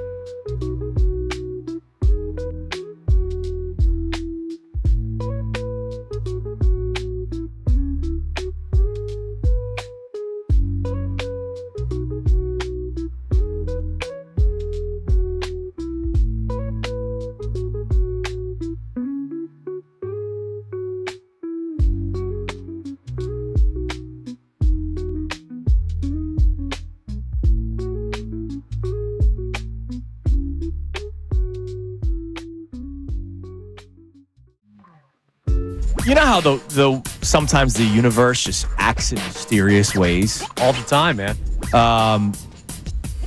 If I'm not mistaken. Oh, I'm not mistaken. So the game got postponed from yesterday to today. Right. The Phillies game. Phils. Phillies Padres. Phillies Padres will be playing in a doubleheader today. Today is July the 2nd, 2025. Do you remember the iconic Phillies Padres doubleheader that ended at 4:41 in the morning? Mitch Williams, game-winning single. You know that was July 2nd of 1993? Really? So, July the 2nd, 2025. July the 2nd, 1993. Phillies Padres doubleheader because of a previous rainout. Philadelphia is where the game is happening. 32 years to the day. That's freaking weird, man. Now, here is what I will say right now to the universe, to the Phillies, to the powers that be. If game 2 goes till 4 in the morning, I will lose my mind. We have a bedtime on this show, and I need to be asleep, or I'm going to get real cranky tomorrow. Well, I'll tell you this thing. I would love for it to go to 4:41 in the morning because we're basically the postgame show. That's true. We're on at 6 o'clock, baby. Like, I get to immediately react to the game that just ended at 4:41 in the morning. I would love that. I'd have no sleep. I would love that, man. I wouldn't get my beauty rest. I wouldn't watch. I would react. I'm staying up. I would wake up. No, you would not. I don't think you would be physically possible. Oh, yeah, I would. You Dude, would be in able for to a penny, stay. in for a pound. You remember that 3-hour rain delay down in Atlanta? The first one, not the one that just happened in this last series, but the one that took the game till 1 a.m. Yes. Yeah. I was up for that. I slept through the rain delay, and I got up and I watched the game. I mean, you got to do what you got to do. Well, I mean, you also have the post-game duties with the Locked On Phillies I'll be up. podcast. But how insane is that? That the exact same scenario is playing out. Obviously, I doubt it plays out the same way where it goes into tomorrow. And it's not a divisional opponent like they are. It's the Padres. It's a league opponent. It's but Phillies, just like- Padres. It's July 2nd. To your point, 32 years difference in Philadelphia. It's weird, man. Sports are weird. Sports Life's are weird. Universe is weird. What else is weird is whatever the hell the Dolphins think they're doing. So the Miami Dolphins traded away Jalen Ramsey. Now, that's not a surprise because he wanted out. And so what they ended up doing was they traded him to the Pittsburgh Steelers, which, man, the theater of Pittsburgh just continues to get better and better. Rodgers, Metcalf, Jalen Ramsey. Who else? Who are some of the other hotheads that are on that team that are quickly starting to form? Well, Tomlin himself having to try to police all that kind of stuff. Pickens isn't there anymore. That would have been really fun. But they get back Minka Fitzpatrick. Okay. It's fair.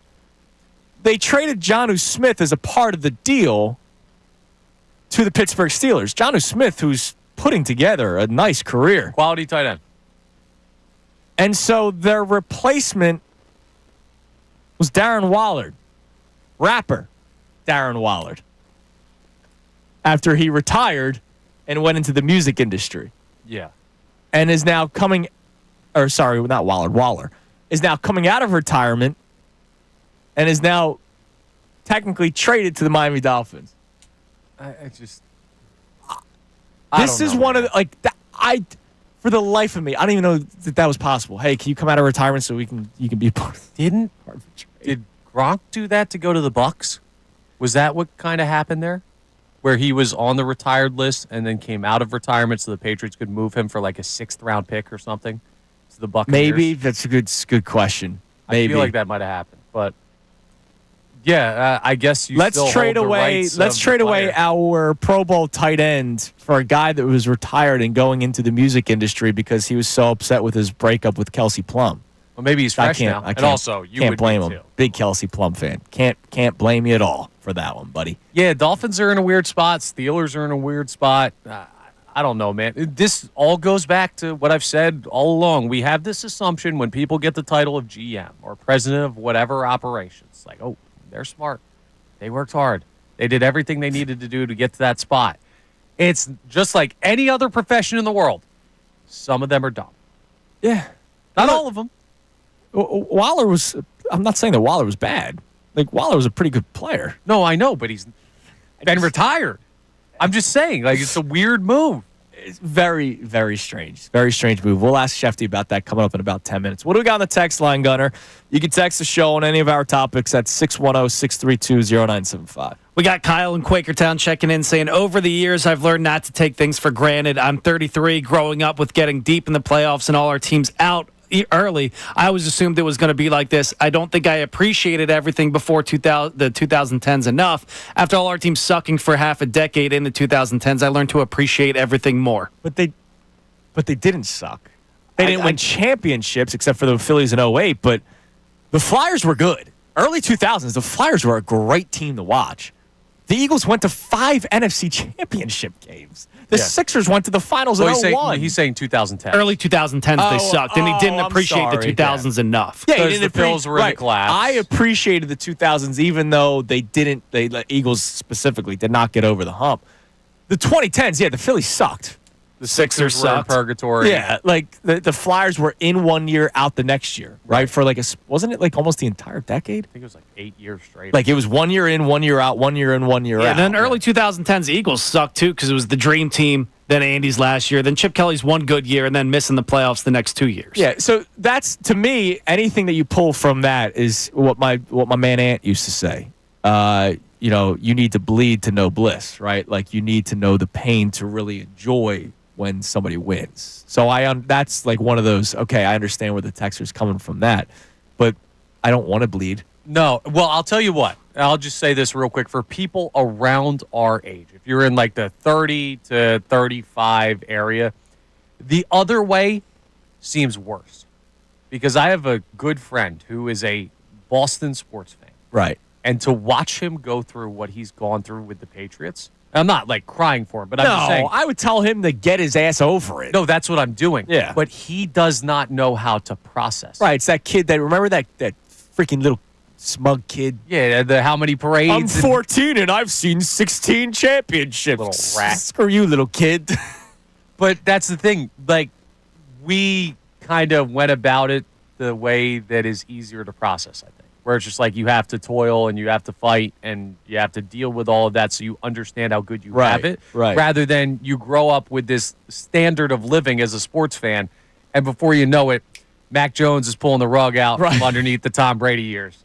So and you're watching your historic coach dating the UNC girl. Yeah, but what you need to know from that is that this also isn't permanent, right? What we have right now in the city that is good, the Philadelphia Eagles, is not going to be here forever, right? There are ebbs and flows. And that's why I try to appreciate the Philly season as much as I can. I get it that I can say, hey, I don't think they're good enough to win a World Series because I think they need to do X, Y, Z at the trade deadline. But I'm watching every single night because I remember the nights of Nick Williams and Aaron Altair and Cameron Rupp and Tommy Joseph and trying to talk, not Nick me, Pivetta. but Nick Pivetta, who you'll see today. People saying that Scott Kingery was the next Chase Utley. Like, I remember those days. Aaron Altair, Cody Ashe, Michael Martinez. Like, I know all these slot players that have made their way. You didn't bring up your boy Andrew Knapp. Andrew Knapp, well, it's because I hated him. Best friend. Only guy that wasn't good at hitting or catching, but was the backup catcher, which is insane. All right, coming up next, Shefty joins us. Got a lot to bring up with him. We'll talk to Adam Schefter coming up next here on Kincade Salciunas 97.5 The Fanatic. Fanatic Sports Update. Double the Phils fun. I'm Brendan Gunn with your Fanatic Sports Update. After a rainout last night, the Phillies are set for a doubleheader today against the San Diego Padres. The first game gets underway at 1:05. Mick Abel's going to be on the mound for that one, and he'll be facing off against Nick Pivetta for the Padres. Then the second game goes down tonight at 6:15. Christopher Sanchez is on the mound for that one, and he'll be facing off against Dylan Cease. Tickets for last night's game that was rained out are good for tonight's game. Hopefully the fireworks show is just as good as advertised. After declining his player option over the weekend, Eric Gordon is returning to the Sixers on a one-year deal. The deal is worth $3.6 million. It is the veteran minimum deal. By declining his player option and re-signing for that, it lowers his cap number from $3.4 million to $2.3 million. The Flyers made a flurry of signings yesterday in free agency, highlighted by signing goaltender Dan Vladar to a 2-year, $6.7 million contract. The team also signed center Christian Dvorak, defenseman Noah Juleson, and center Lane Peterson to one-year deals as as well. This update was brought to you by Groundworks, your expert for basement waterproofing and foundation repair since 1997. I'm Brendan Gunn, and you're listening to the home of the Sixers and the Flyers and the Union, 97.5 The Fanatic and 97.5thefanatic.com.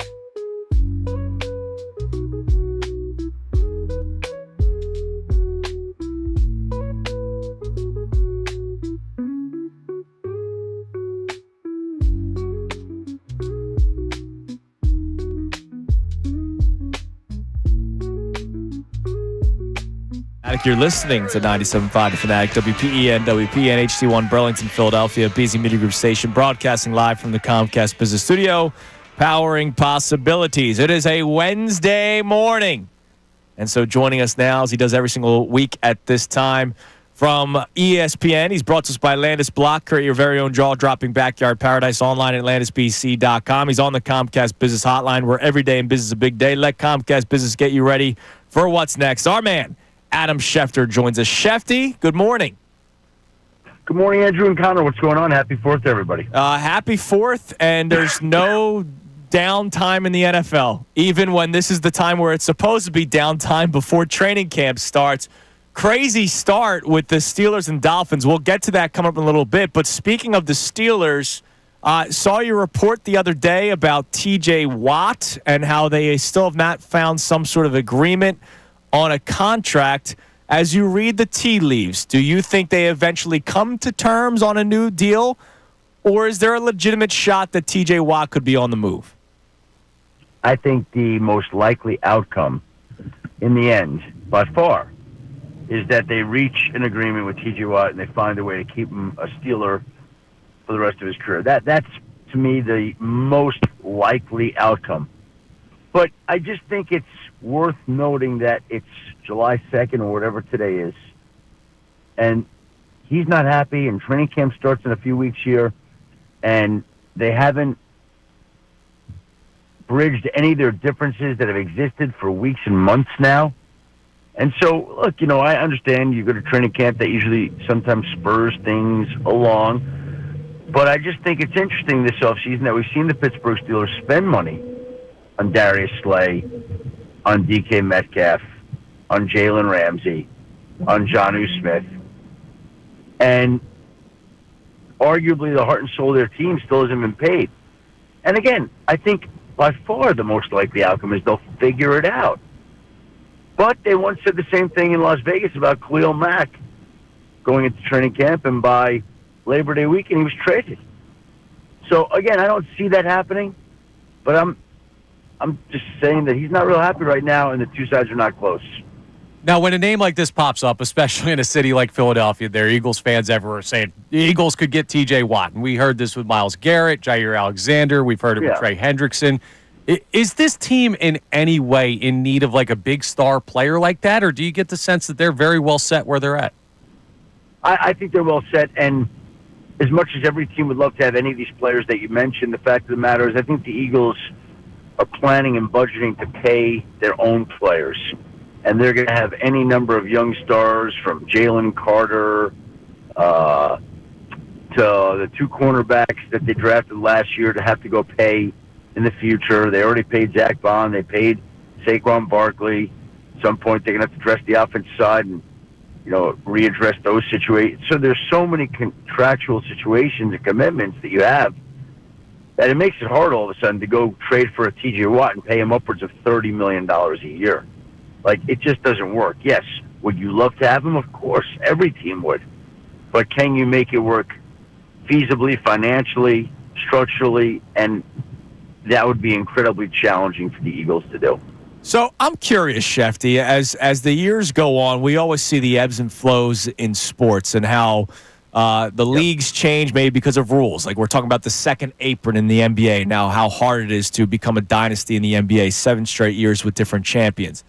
In recent years, if you look at the past Super Bowl winners, Eagles, Chiefs a couple of times, the Rams, they've been doing it with young defenses and inexpensive defenses, and all the money is being thrown toward the offense, right? I know we're starting to see some Eagles players on defense get paid, and they're setting it up for the future.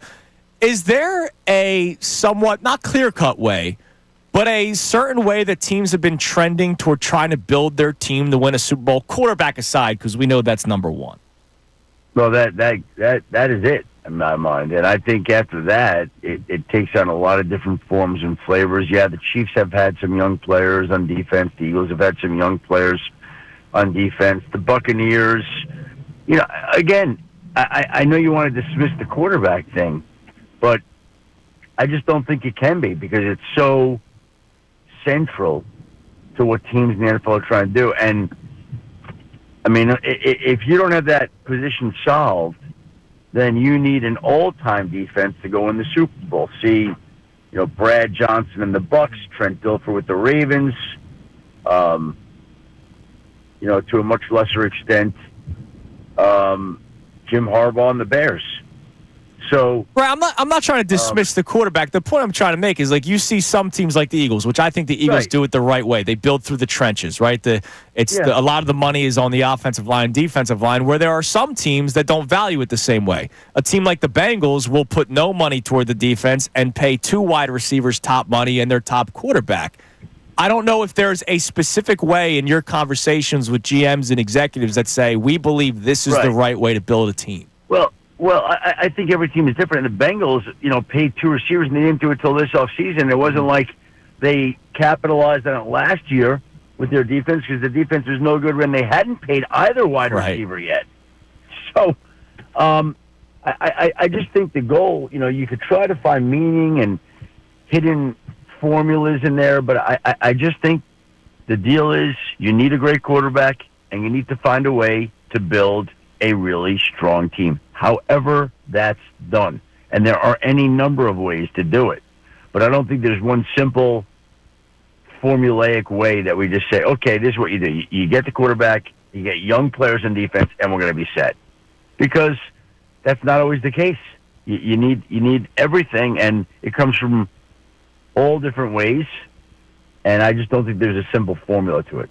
Shefty, speaking of finding the quarterback, the Steelers seem to have told us that they think they have a guy they can win with in Aaron Rodgers, even at this point in his career, because they're in this kind of weird go all in on this move. Jalen Ramsey going there now, and we'll talk more about that trade. But what is Pittsburgh doing? Do they believe they have a real shot with Rodgers? Yeah, I think they do. I mean, I don't think that Mike Tomlin ever is willing to punt on a season, and they've been competitive every year. They've lost their last 6 playoff games. They haven't made any postseason music recently.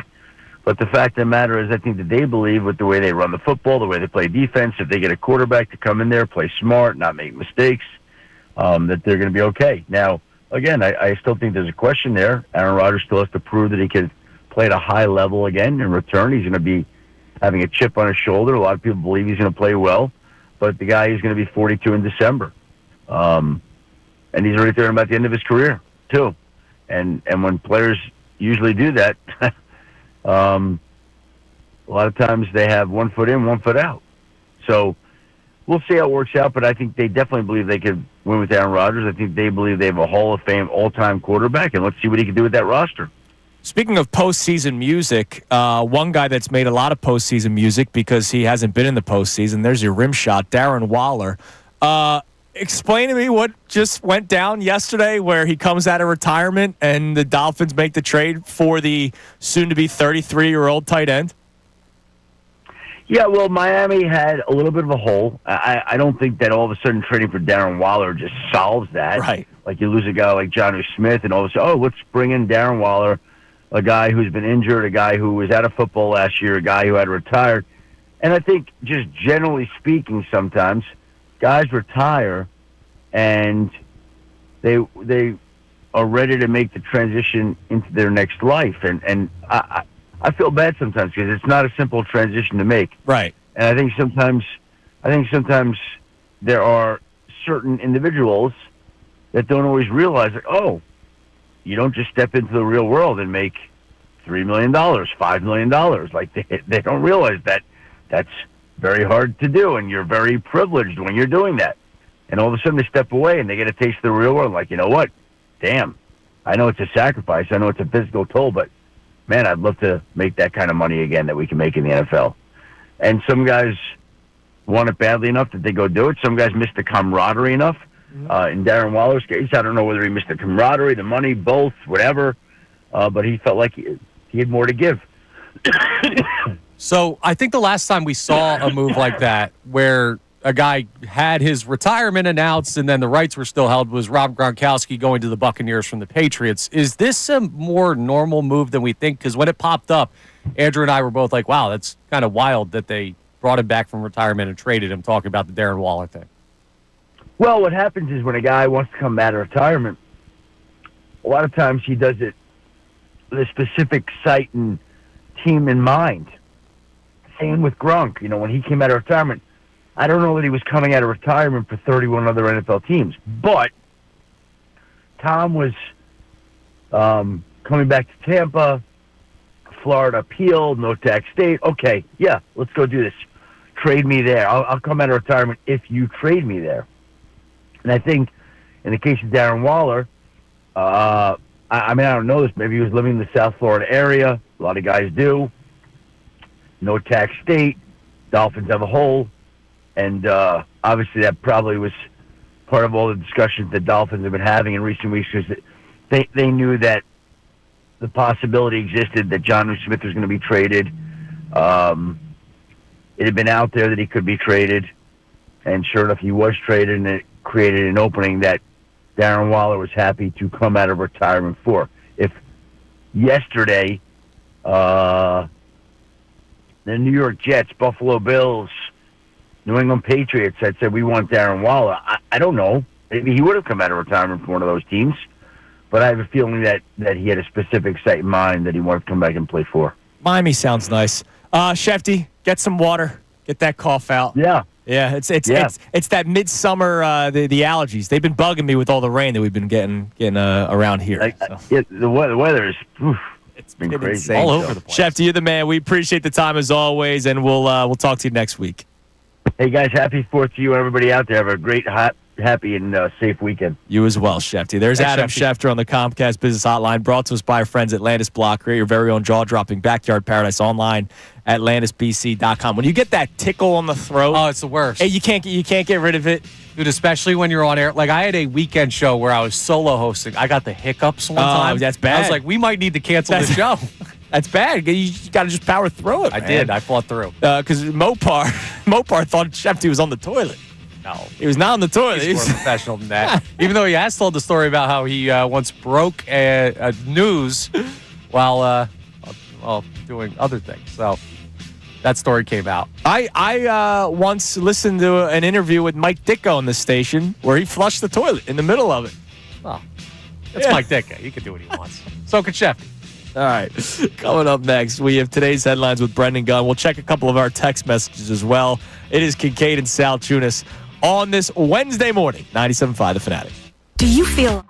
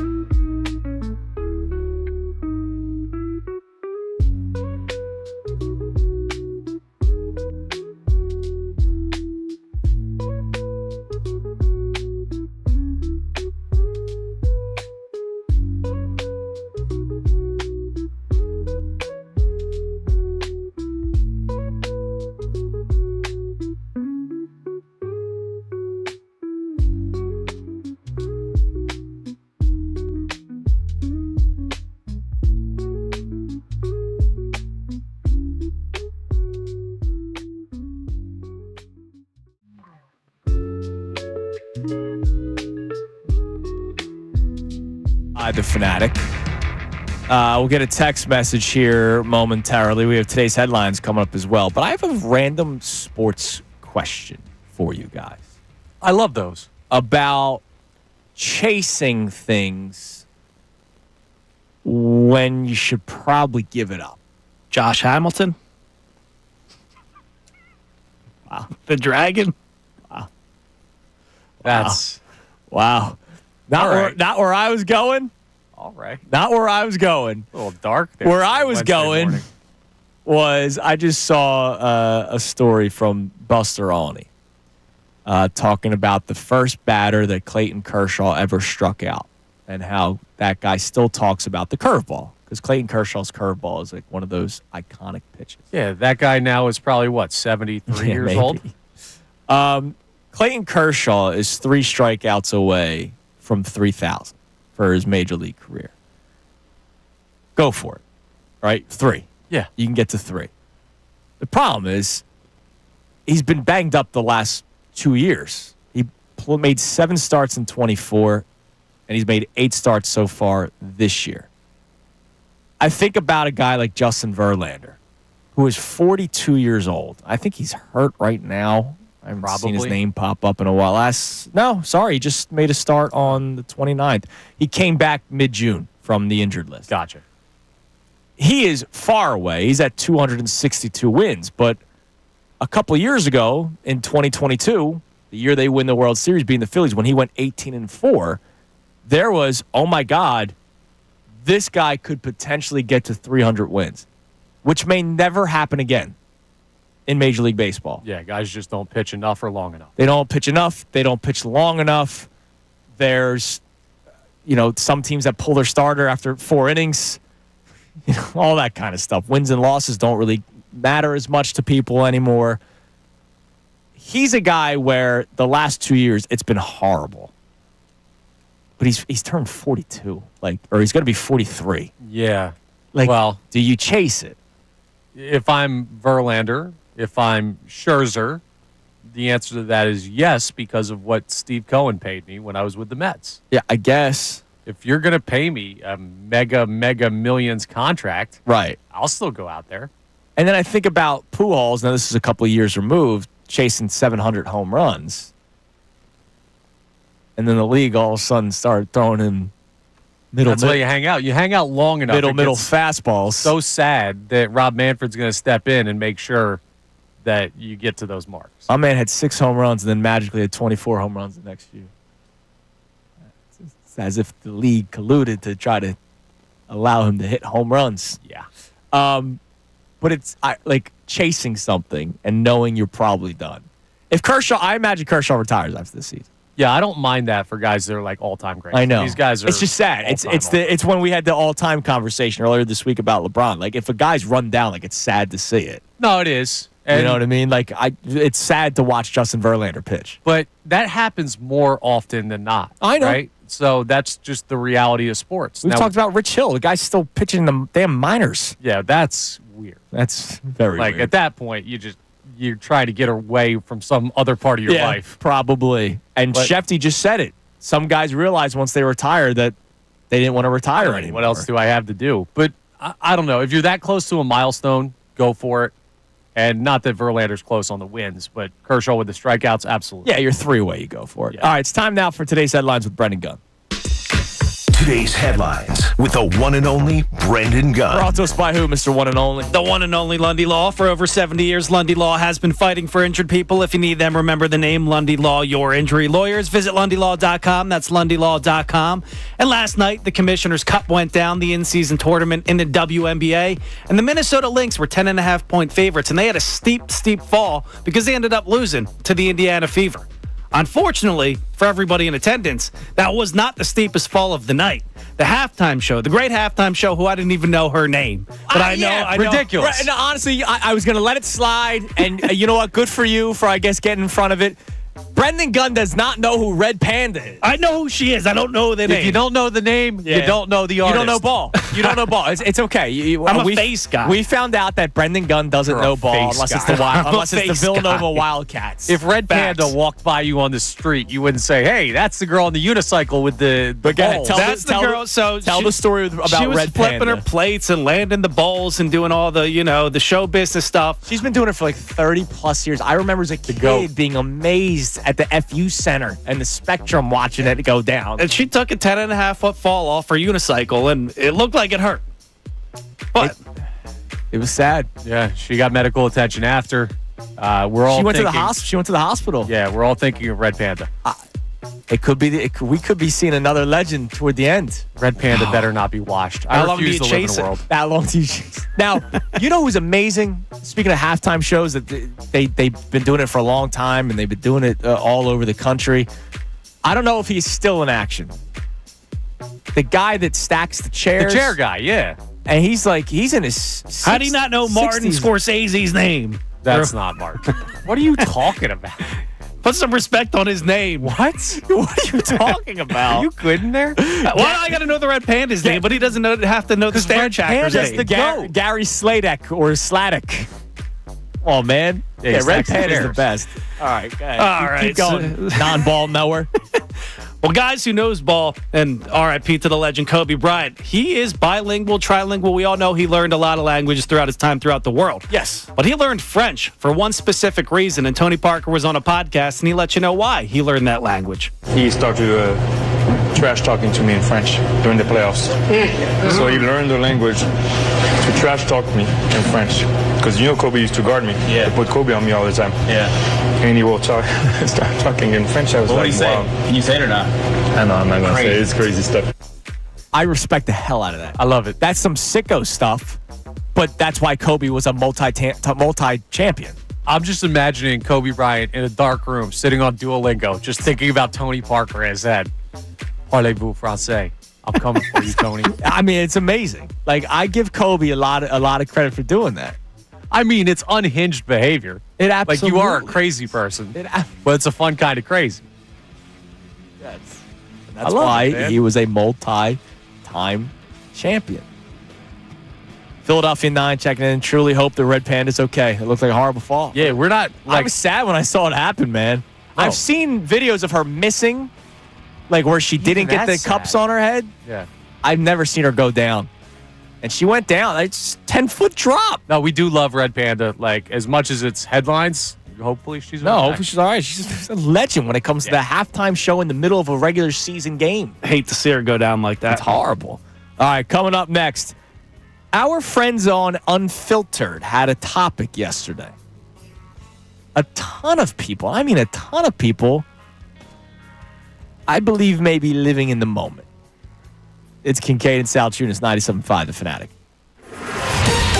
Fanatic Sports Update. Double the Phil's fun today.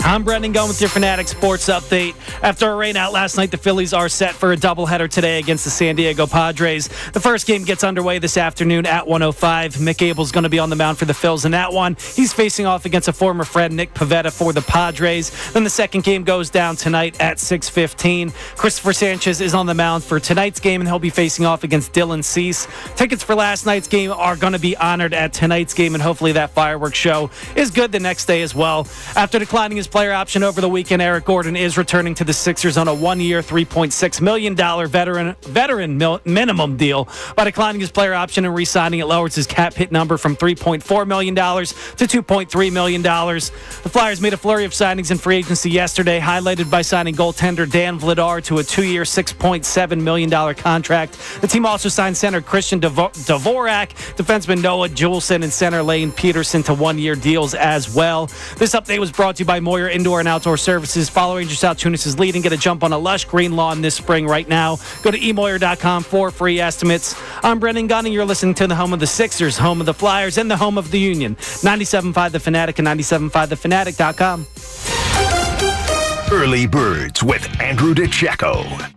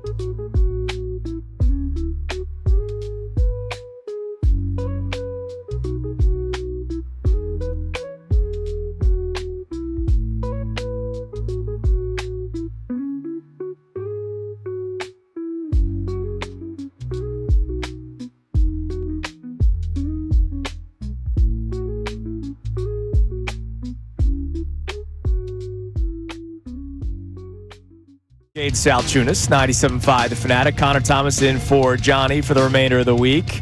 Do us a favor, Gunner. Give us a couple text messages because we've been busy with Shefty and headlines, so we've gone away from the text line a little bit.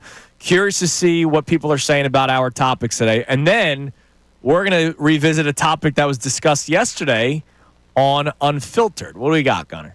Well, we got our own Ray Dunn saying he's doing the midday show alone because I don't know who the Red Panda is. So I guess I'm not doing a double today. We also got Jamal in New Jersey checking in saying, please tell me why the Sixers re-signed Eric Gordon. They already have 2 roster spots slotted for locker room guys pushing 40. This shows the incompetence of this organization, a dysfunctional team, and it shows that Embiid has been coddled since he got here back in 2013. You're the franchise guy in quotation marks, but we need 2 57-year-old players to guide the young guys. What kind of leader are you? That's like the 50 Cent one. What'd he say? Me for? Yeah. Why is Embiid in that? Yeah, I don't understand how Embiid caught a stray there.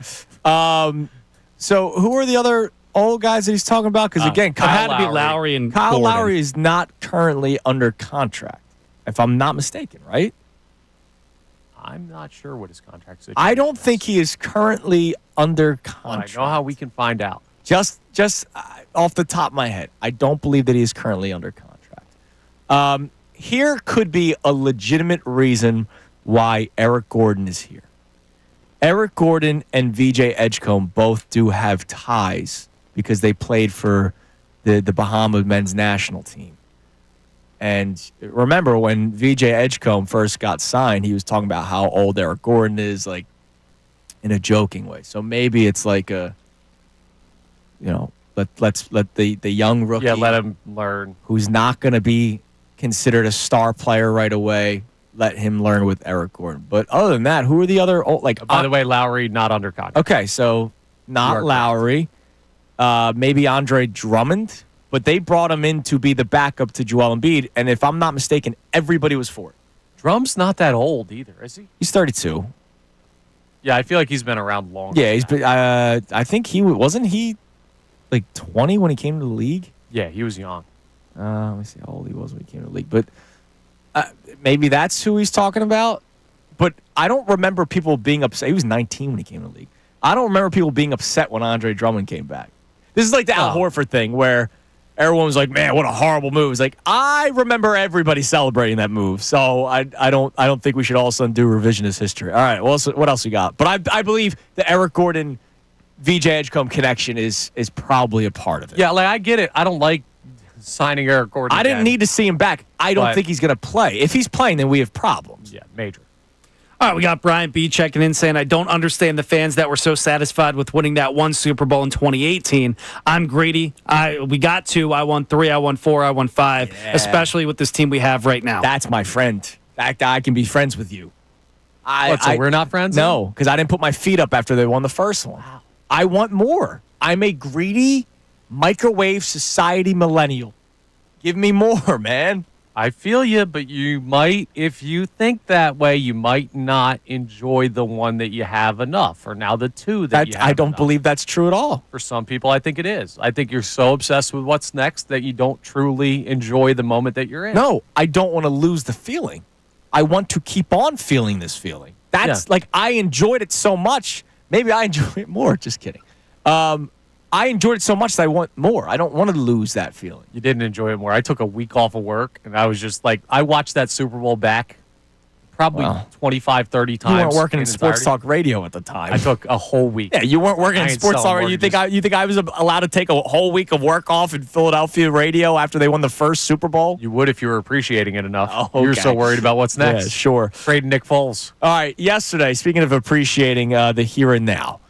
So yesterday, our friends on Unfiltered with Bill Colarulo and Ricky Bowe and Silvana, and yesterday was a Andrew DeCecco 2-hour special as well. They got into a conversation about the Phillies rotation. So I talked about Zach Wheeler yesterday and how in our lifetime, I believe he is the best Phillies pitcher because he's been doing over a consistent period of time, over 6 years. Again, I thought I made that point pretty clear, but some people just can't handle that. The guy to my left can't handle that. Oh, you were clear, but I like messing with you more than I like understanding. No, but then Nate, who did a great job getting the quote out there on social media, tweeted it out. And it's word for word. Roy Halladay did it for 2 years. Zach Wheeler's been doing it for 6. Right away, people were going, he's not better than Roy Halladay. Why are you diminishing what Roy Halladay? I was like, diminish? I didn't diminish anything that Roy Halladay did. I'm just trying to tell you that this guy has been doing it for 6 years, which is amazing. Better than what Schilling did, better than what Cole Hamels did, except for Cole Hamels being the World Series MVP. As you guys talked about moments and stuff like that. Like right. Cole Hamels has that. He has the World Series MVP. That's under his belt. That's a very amazing thing that I'll always remember. Also has the no-hitter. Yeah. Odubel Herrera. Yeah. With the last nice route, Magellan. Horrible route. So yesterday they were talking about this rotation. And they asked the question, we'll play the audio for you. They asked the question about whether or not this is the best rotation in Phillies franchise history. Wow, 67% are saying it's the best. I think it's recency bias that it's that high. Yeah. I actually would give the nod to this rotation simply because when we did the analogy before, when we looked at it, we said, all right, Wheeler, Halladay, wash. Right now, with the way Rangers pitching, it's a wash. Then you go to Hamels and Sanchez. They literally have an identical ERA. Luzardo, I put above Roy Oswalt at this point when Oswalt's career was more on the downslope. So, Bill makes me laugh. He's amazed that 67% of people say that it's this rotation. And then he proceeds to say that he believes it's this rotation. Yeah, I think he was just surprised that so many people were on that side, is what he was saying. But he said, wow, I think a lot of people are living in the moment, and yet he's living in the moment. I do believe people are living in the moment right now. So if we're talking about, and he's talking about like a season, right? Just so that we're all on the same page here. Yes. A season. That's why yesterday when I was talking about the Wheeler-Halladay thing, Roy Halladay is the better overall career.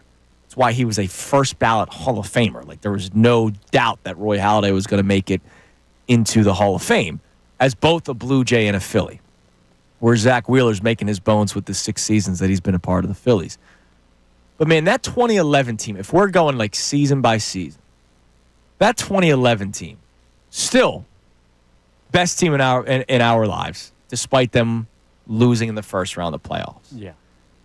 Not only, like, if we're going off of ERAs, like you heard him say that Roy Halladay and Zach Wheeler are basically a wash. Cole Hamels and Christopher Sanchez have identical ERAs. Ranger and Cliff Lee. Yeah. It's not just the ERAs that we have to look at. Roy Halladay pitched in 8 complete games. Cliff Lee pitched 6 complete games. All were complete game shutouts, by the way, which is unbelievable.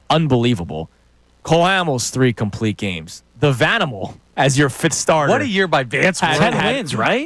He went 11-3, had a 3.01 ERA, also had a complete game. This team does not have a single complete game by any of the starters. Now, the innings that they pitch in. Do they not? They don't have a single complete game, no. I swear they do. Zach Wheeler went 8 the other day. They do not have a single complete game by any of the starting pitchers this year. A lot of it is baseball's different nowadays. I get it, right? Like Cliff Lee having 6 complete game shutouts, we may never see that again because teams pull guys, their pitch counts. Right. And like even if Andrew Painter didn't have the injury that he had, you know that his first time up, he's going to have a pitch count. Yeah. Mick Abel has had a pitch count. And the Phillies have a great bullpen this year, so they want to get those guys out there on the mound more. No, they don't have a great bullpen. Those guys, when you have 4 guys that threw at least 1 complete game, but 3 of them had multiple, and 2 of them had 5+, and 1 of them had 6 complete game shutouts. Not only did they actually have a great bullpen that year, they didn't need to rely on it. And even though I love what I'm seeing out of this rotation, and I know we edited some of the audio, you can't take away the Luzardo blow-up starts. Like, that happened. That was in the record books, where baseball is all about numbers and statistics. That did happen. I don't have the game logs in front of me. Maybe Cole Hamels had a blow-up start. I don't know. I don't have it in front of me. But what I see is not just ERAs. Those guys were all horses. Halladay, Lee, and Hamels all threw over 200 innings. You're going to get maybe Wheeler, and that's it, right? Yeah, I mean, yeah, because Ranger won't get there. Luzardo We'll see. We'll see. He's at 95. Christopher Sanchez is at 93. Zach Wheeler's at 107 already. Yeah, so you may, but and by the way, Zach Wheeler has only thrown 200 innings in his 5 full seasons twice, and last year was 200 even. Now, do you wipe part of that because of the difference in the game? Like, is that a fair criticism of this year? Not criticism, but like in this conversation, is that a fair comparison to make? I don't know. It's not. If this was 1905, then I'd say no, not a fair comparison because those guys were thrown 3 days a week. It's 14 years, man. League has changed. The league has changed, but it's like Zach Wheeler because they obsessed with the strikeout, right? Zach Wheeler was at 100 pitches in the 8th inning. Like Doc would get to 100 pitches in the 9th inning. Yeah, that's fair. So I don't know. Like it is changed, and I know that it's changed, and I think it's probably changed for the better because now these guys can probably pitch deeper into their careers because they're not getting burnt out so quickly. But I don't know. I believe it's a little living in the here and now. I want to get your guys' thoughts on this coming up next at 610-632-0975, and also Connor and Brendan's. Also coming up next, policing fans. Sometimes organizations drop the ball. But what I saw yesterday, I got to admit, home run. It's Kincade Salciunas, 97.5, The Fanatic. The summer's here, and you know what that means. Engagement.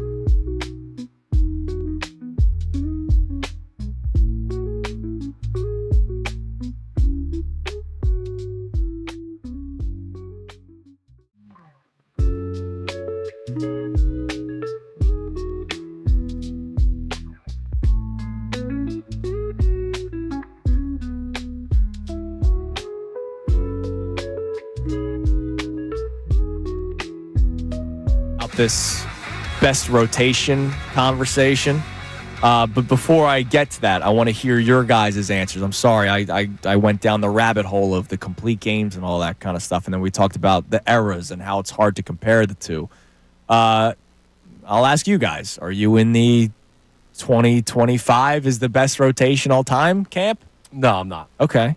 And I'm not because of what we still don't know about this Phillies rotation.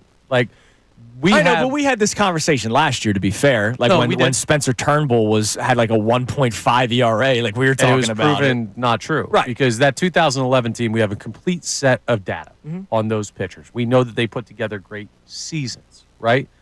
If you were to tell me that Ranger Suarez had a fall-off coming, I wouldn't be able to debate that based on his career. Back injury or something. If you were to tell me you were worried about the longevity of Jesus Luzardo throwing like this based on his career, I wouldn't question that. Fair. You still have Mick Abel, who we're trying to figure out, who is no longer a hang-up-the-phone guy at the back end of the rotation. Some would say never was. And, like, Taijuan Walker's made starts for this team. You've had a lot of moving pieces, and I don't know what this rotation is going to look like in a month or two because of some of those question marks. We already know fully 2011. So I'm not there with this one. Do you have quality that is close to what you had in 2011? Absolutely. But I'm not ready to put this on that. Gunnar, where do you come in on this? Yeah, I mean, I'm not trying to be a prisoner of the moment, and I'm not trying to be some nostalgic warrior either, but like I go back and I just think, when I go down this rotation, who am I picking right now if I had to go out win a game? Wheeler or Holiday? I'm probably still leaning Holiday. Like, who am I picking? Cliff Lee? Jesus Luzardo, probably still going Cliff Lee. Ranger Suarez, Roy Oswalt. Like, I just know their track record, as Connor is saying. Like, I just have more faith in them. Right. We don't know the complete story of this team. Now, to be fair, but it's individual season, to right? be fair to them, those guys fell apart in the postseason. Like, Cliff Lee was awful. The one bloody nil game probably never would have happened if Cliff Lee didn't blow a 4-run lead in that series against the Cardinals. So, yes, we don't know what's going to happen yet, but that can also lean to this team's favor, this pitching rotation's favor as well, because if they go out there and complete this thing and have a better performance in the postseason, then maybe they are the better pitching staff for a vacuum look of a 1 year. For an individual season, yeah. Now, Josh Sass checks in with a great point. I was talking about the complete games. Josh says those guys, Holiday, Lee, Oswalt, well, Oswalt didn't have a complete game. Hamels, and even the Vanimal had one. Love Vance Worley. Those guys did it back when guys actually tried to hit the ball and weren't just swinging for the fences. They would have twice as many shutouts in today's game. And I looked it up. So last year, the team that had the most strikeouts was the Seattle Mariners, who made a push toward the playoffs last year. They finished with 1,625 total team strikeouts. There was 5 teams with at least 1,500. In 2011, the most strikeouts was the Nationals with 1,323. So, again, games have changed. Like a 200 but back then, increase. Teams were actually trying to put the ball in play and do all that kind of stuff, whereas now it's swing for the fences. If you strike out, so be it. Yeah, some things will point to it should be easier now. Some things will point to that's not the way the game is played anymore. So that's what's so tough about. Right, but to me, that makes pitching more difficult back in 2011 because here's your team batting averages. Last year, the league leader for team, Padres and D-backs tied as a team hitting 263. The team leader in 2011 was the Rangers, 283, a full 20 points. Right, but how about this argument, right? So if you're doing that, you're going to understand that contact is more probable. You're going to pitch to more contact and find ways to get them to make softer contact. Whereas if you look at a strikeout-heavy league, you're probably going to chase the strikeout a little bit more, which leads to more pitches, which leads to less chance to go complete games. So all of this factors into just baseball is different today than it was in 2011. I'm still more impressed with the 11. I am. Stand by. Trying to backtrack on the Roy Halladay thing. I got you. No. Individual season versus entire career is a different conversation, or entire Phillies career is an entirely different conversation. Yes, it is. And that's why we had that yesterday. Now, you could argue they allow more hits these days, and ERAs could be inflated, so maybe their tied wash ERAs are in this pitching staff's favor because there are more hits. There are more hits. Like, you could argue whatever you want, but... There are more hits because there's less errors. because well, that's also they yeah, don't that's what errors. I know that. Yeah, I got you. All right, so real quick, before we get back to our text messages, fair or unfair? Did you guys see what the Arizona Diamondbacks did yesterday to one of their season ticket holders? No, I didn't see it. You missed this. Yes. Brendan, did you see this? I saw something, but I didn't know it was a season ticket holder. I saw that apparently the guy is, you get to it. The Arizona Diamondbacks banned a fan for the remainder of the season who is a season ticket holder and has been for I don't know how many years, but multiple years. Like, this was not year one of being a season ticket holder. They interfered with a ball in play 2 nights ago for the 4th time, reaching over the fence trying to catch a home run ball. And they banned him for the remainder of the season because it's happened 4 times. I think that's fair. You can't just move him back to That's a what I'm saying. second row Move seat. the seat. That's what you do. Just literally move him back. That place is empty regardless half the time, and you're going to ban a season ticket holder There's for an multiple easy fix. years? Yeah, that's too far. It's annoying. No, it's annoying. Stop doing it. Yeah, so And you know what probably happened the first time? Hey, be careful. They're reviewing this play now. Then it happened a second time. Then it happened a third time. Then it happened a 4th time. yeah, but that would be like, I've been annoying you with the Roy Halladay versus Zach Wheeler thing. I'm If gonna your ban you response from to that working tomorrow. Is cut out my tongue.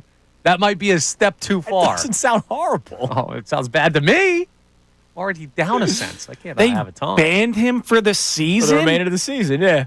Do you really want to go to D-backs games? Like, let's be honest. They probably did him a gift. That's They the probably- whole they did him a- point. they did him a Nobody wants favor. to go, and this guy's been giving you his hard-earned money. He's done 4 times. 4 times he's reached over the field of play to try to catch a home run ball. They kick this guy out and have to give him a refund. They are going to have to become sellers at the deadline because they can't afford to pay the damn Good. paychecks Give when me they ban half Eugenio their season ticket Suarez. I holders. want that. This is a good thing. Ban all the fans. Give us your players. Now, how many of these, we'd have to see the breakdown, were interferences in favor of the home team?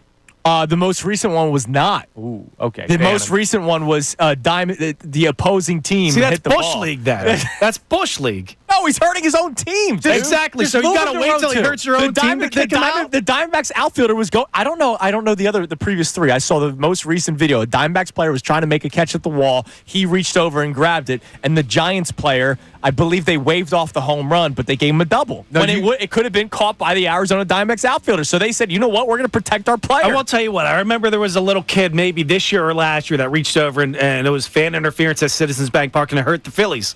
I did want the kid banned for life. Oh, okay. I did want the kid banned for life. You want kids banned, but you don't want that's adults that can He looked make like a little leaguer to me. actual He has to conscious go. decisions. The adult, he knows what he's doing. The little kid didn't. Little kid Put him see a in ball, the sees a ball, straitjacket wants it. and Hannibal Lecter mask and make him just sit there where he can't move the whole game. Someone will have to pour beer in his mouth. That's torture with the D-backs. All right, coming up next, a conversation off of this 2011-2025 rotation discussion.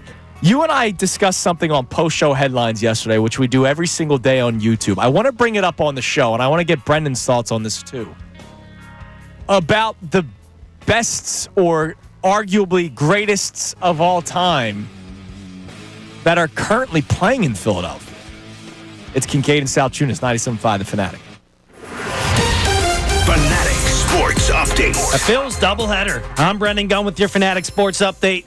After a rainout last night, the Phillies are set for a doubleheader today against the San Diego Padres. The first game gets underway this afternoon. Mick Abel's going to be on the mound for the Phils in that one, and he'll be facing off against Nick Pivetta for the Padres. Then the second game goes down tonight at 6:15. Christopher Sanchez is on the mound for that one, and he'll be going up against Dylan Cease on the mound for the Padres. Tickets for last night's game that was rained out are good for tonight's game, not the afternoon game, tonight's game. Hopefully hopefully that fireworks show is as good the next day.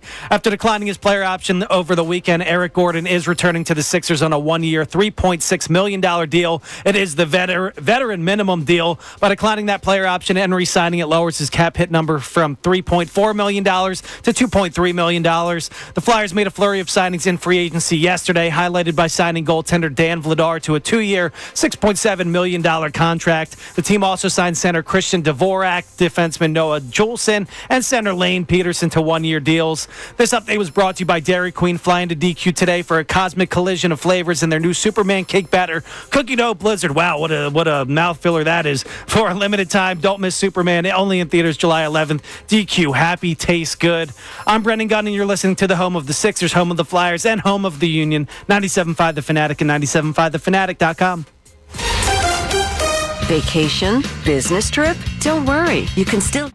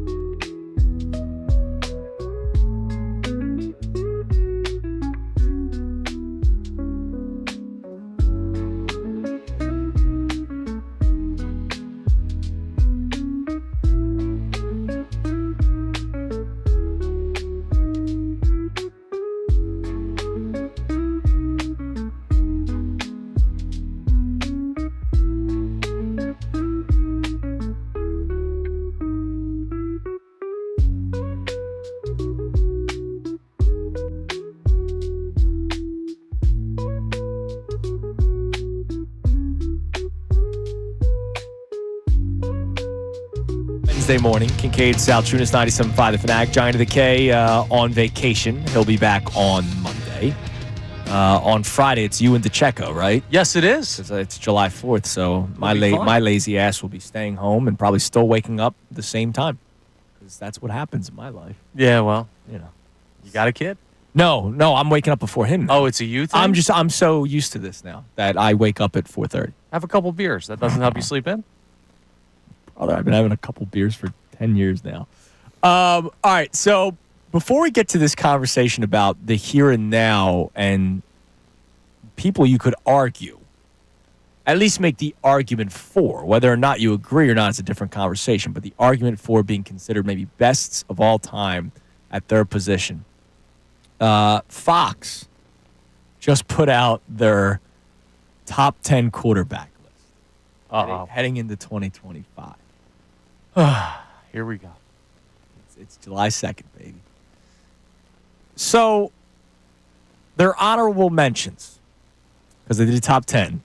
Your honorable mentions, the first name. So, here's how I do. When I see an honorable mention, I go in order. So, the first name was Matthew Stafford. I imagine that means they have him as number 11.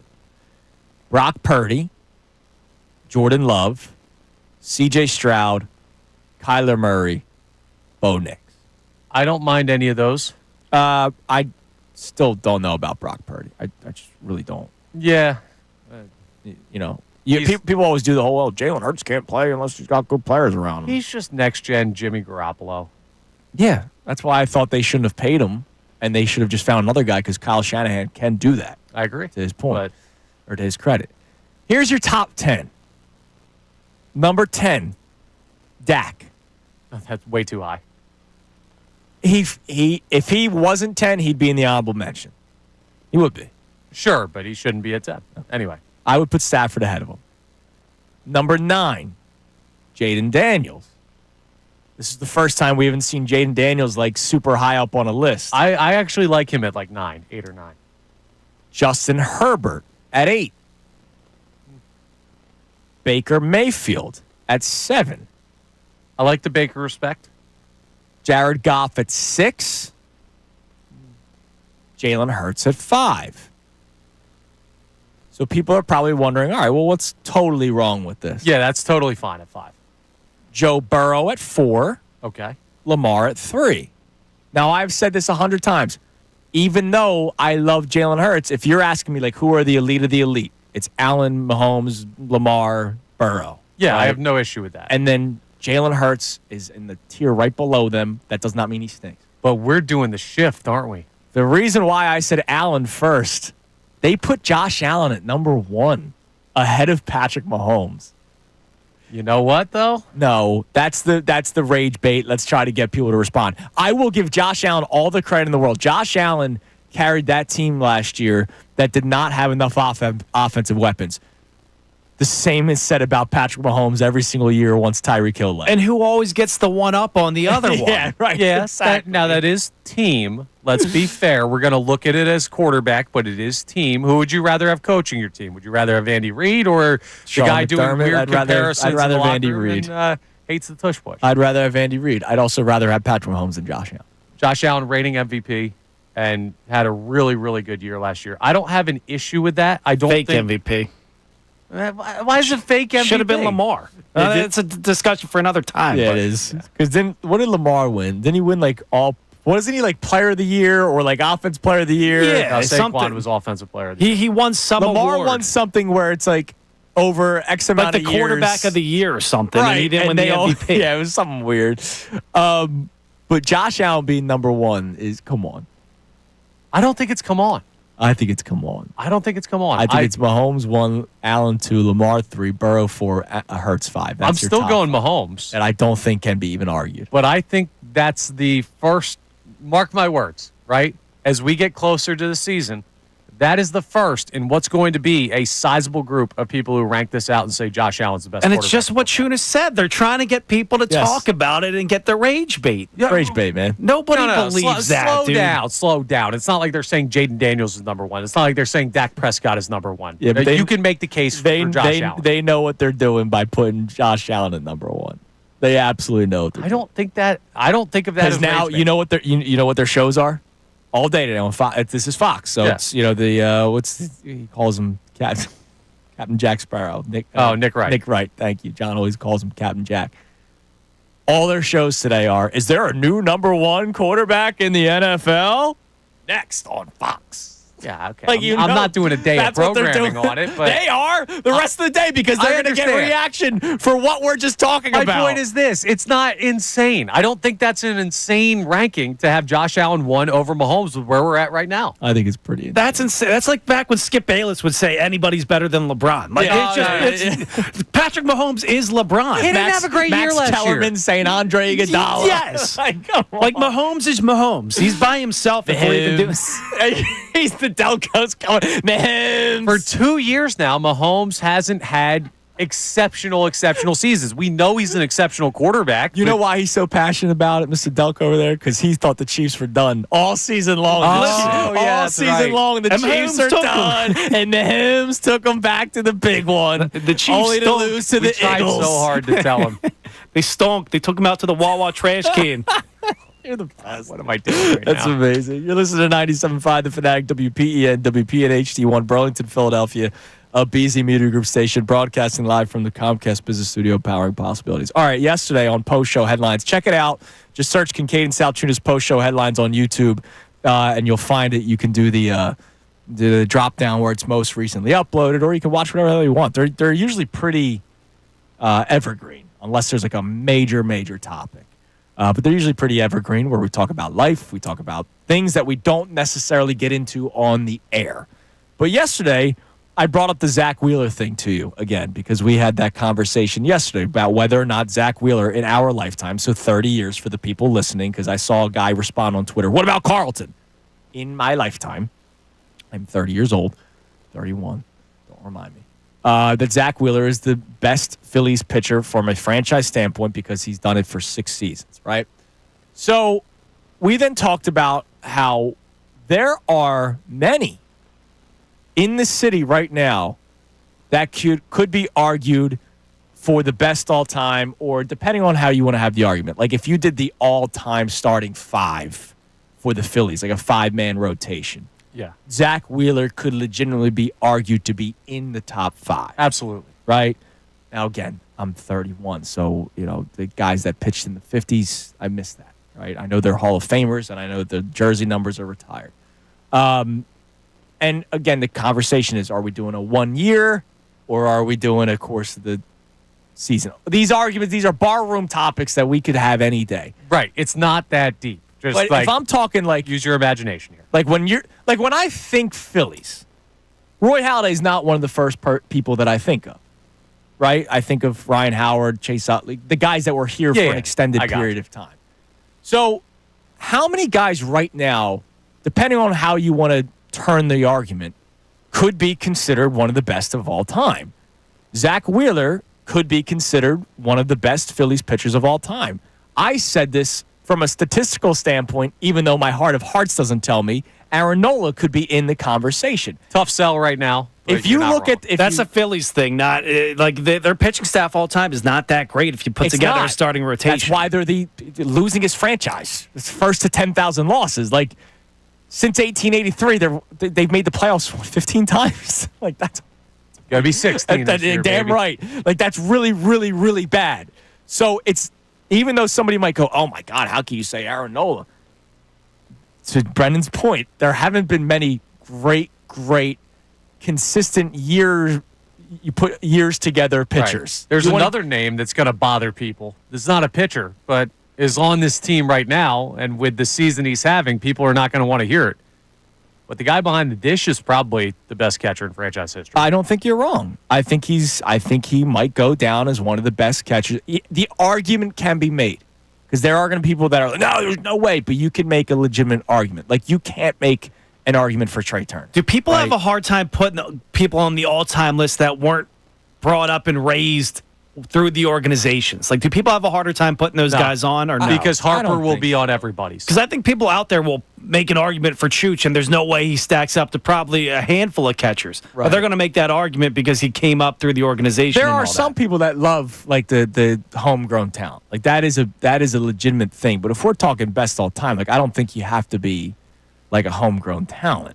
Now, again, are we doing one season? Are we doing over the course of a career?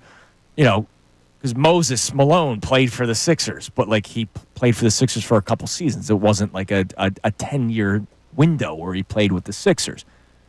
people don't want to hear it. Joel Embiid could be in the conversation. I could Yeah. make an argument for. I'm not saying he is. I will tell you that he's the most talented Sixer I've ever seen play in my life, and I'm an Iverson guy. Right. But the fact that he's 7'2", the stuff that he could do, he's Hakeem Olajuwon. He's modern day Hakeem, just never healthy. Now, Wilt probably blocks him out of that Yeah. spot, but still. But argument, you can again, talk about can it. an argument be made? Jalen Hurts, you can make the argument that he is the greatest quarterback in Eagles franchise history. You should, because he is. Yeah. A.J. Brown, you could make the argument. I won't say he is, but you could make the argument right now, and that argument will get stronger over the years. Yeah. Lane Johnson, make the argument that he's the greatest right tackle in Eagles franchise history. You can make the argument for Jordan Mailata at some point. I don't think we're there yet. Jason Peters is going to the Hall of Fame. Now, here's the question. Could you make the 26 argument? Saquon? Dude, Shady. What he did in an Eagles uniform. Yeah, because again, like 20 years. If I'm doing the whole, I don't think Roy Halladay right away. If somebody said me, oh man, your top 10 favorite Phillies, like I might forget about Roy Halladay for a second. This would be like Roy Halladay throwing 7 no-hitters and winning the World Series. Like that was the year of the Saquon. Right? Yeah. No, I got at you. some point, does that 1 year become great enough? But I'm curious from the people. I want people to chime in at 610-632-0975 or our YouTube feed as well. How many guys currently in Philadelphia could you make an argument for that could go down as the best this? Or if you build a 5-man rotation, or if you build the all-time Sixer starting 5, or, you name it. How many guys that are here now, and look, it doesn't even have to be players. Howie Roseman's going to go down as the greatest GM in Eagles franchise history. Easily. Like, that's done. There's no debate for that What one. about Sirianni? Could go down as the best coach. Absolutely could go down. All right, coming up next, we have our 5 minutes of Shefty. We got your text messages, some reaction to this conversation that we're having right now. It is Kincade and Salciunas. Connor in for John today, 97.5 The Fanatic. Ray Dunn, Mike Missanelli. Mike Missanelli.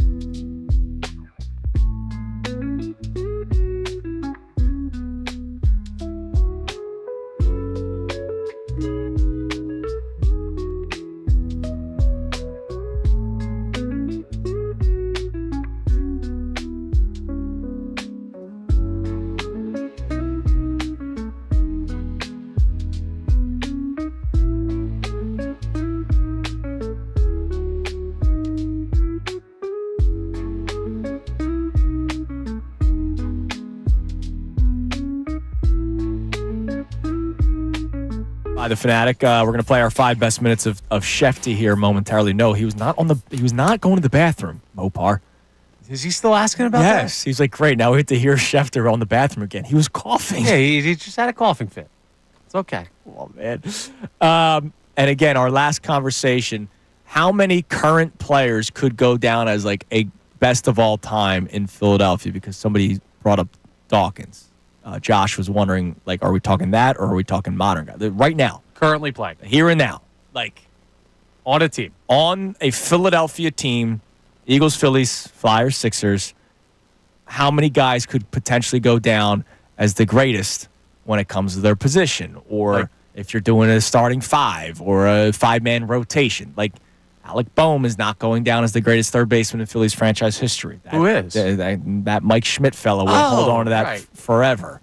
With Pedro Feliz right behind them. But like the Flyers have none. Flyers have none. It's too early. Maybe one day. Too early for Michkov to be. Maybe one day. In that. Sixers have 1. Well, part of this is projecting too. Right, but like you can't project off 1 year in a terrible. Yeah, absolutely. Yeah, and Sixers have 1. Maybe. Now, do you make the argument for Wilt Chamberlain, like for the Sixers? Like, because that's a steep hill to climb if you're arguing Embiid. Yeah, but we're just saying even in the discussion. I'm saying, can you make an discussion? Argument? Like I can argue, and there will be people that, you're crazy. I can argue that Embiid could go, you could consider, could go down as the best center, and they didn't win anything, so that's not going to end up happening. But, like, I could try to make an argument. Like, I can't try to make an argument for Alec Boehm. You know what I mean? Like, Embiid, I can try to make an argument for. Lane Johnson, Jalen Hurts, A.J. Brown, as you mentioned.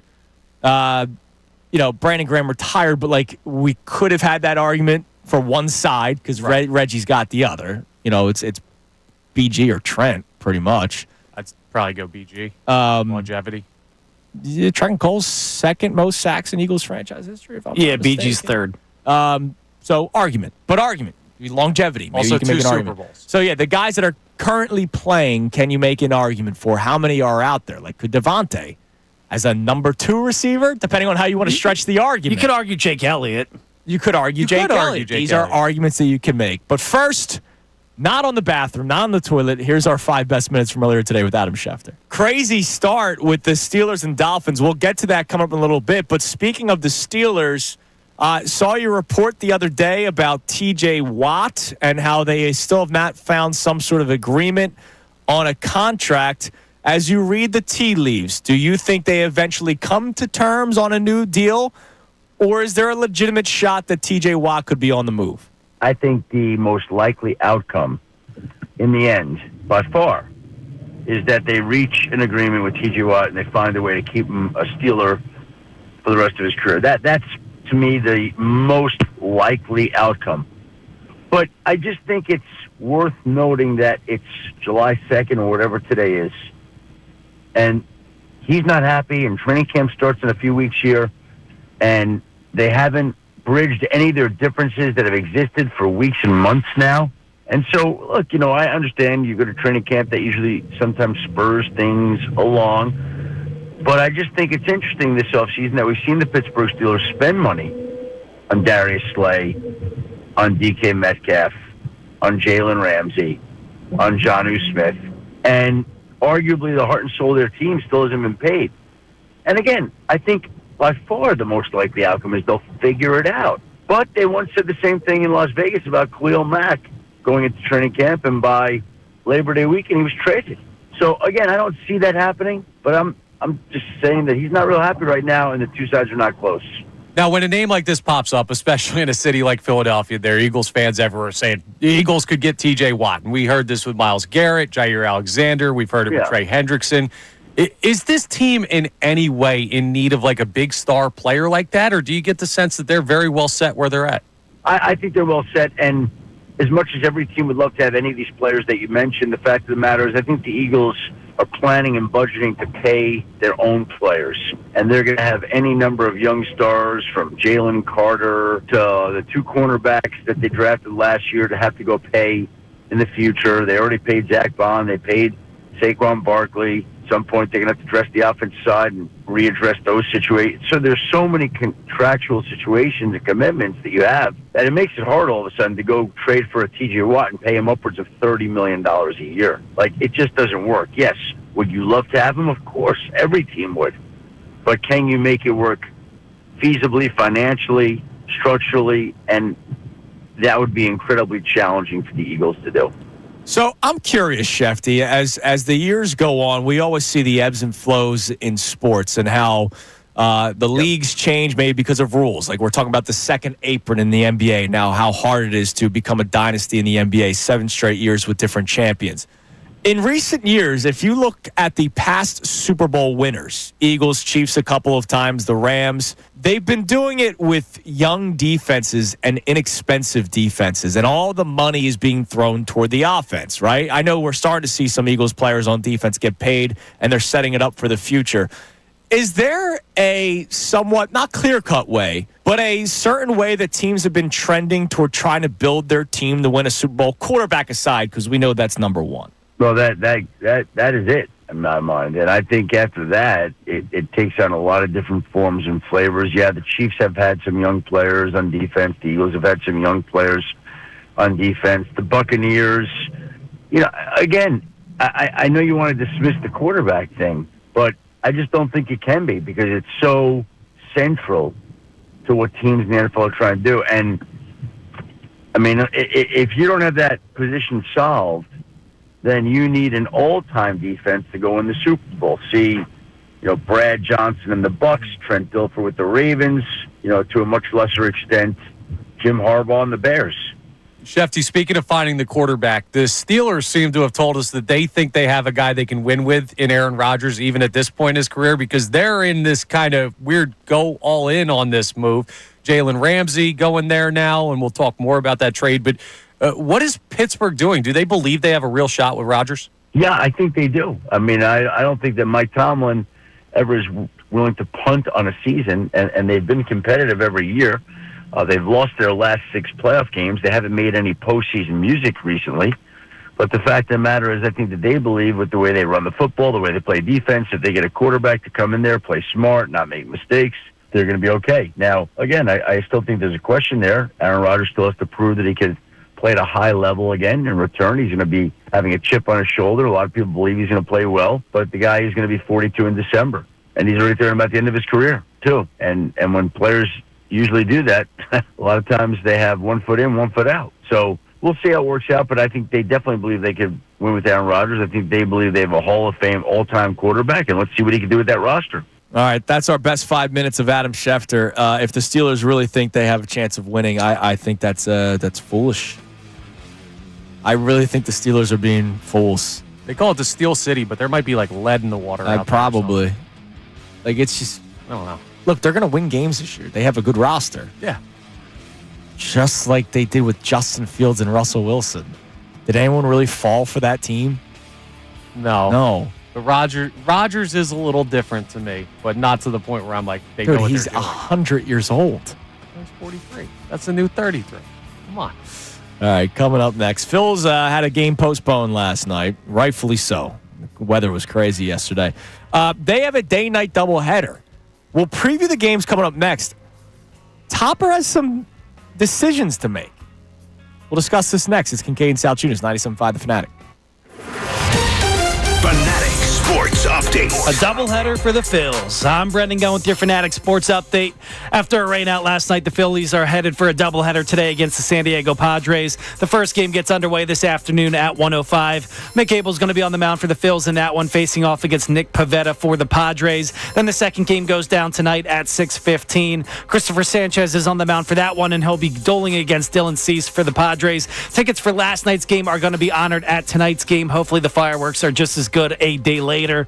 After declining his player option over the weekend, Eric Gordon is returning to the Sixers on a 1-year, $3.6 million deal. That deal is the veteran minimum deal in the NBA. By declining that player option and re-signing it lowers his cap hit number from $3.4 million to $2.3 million. The Flyers made a flurry of signings yesterday in free agency, highlighted by signing goaltender Dan Vladar to a 2-year, $6.7 million contract. The team also signed center Christian Dvorak, defenseman Noah Juleson, and center Lane Peterson to 1-year deals as well. This update was brought to you by AAA Tire and Auto Service. Save up to $30 on auto repair with AAA Triple Play only at AAA Tire and Auto Service. Offer valid through July 31st. Details at AAA.com/mycar. I'm Brendan Gunn on the home of the Sixers, the Flyers, and the Union. 97.5 The Fanatic and 97.5thefanatic.com. Philadelphia Sports.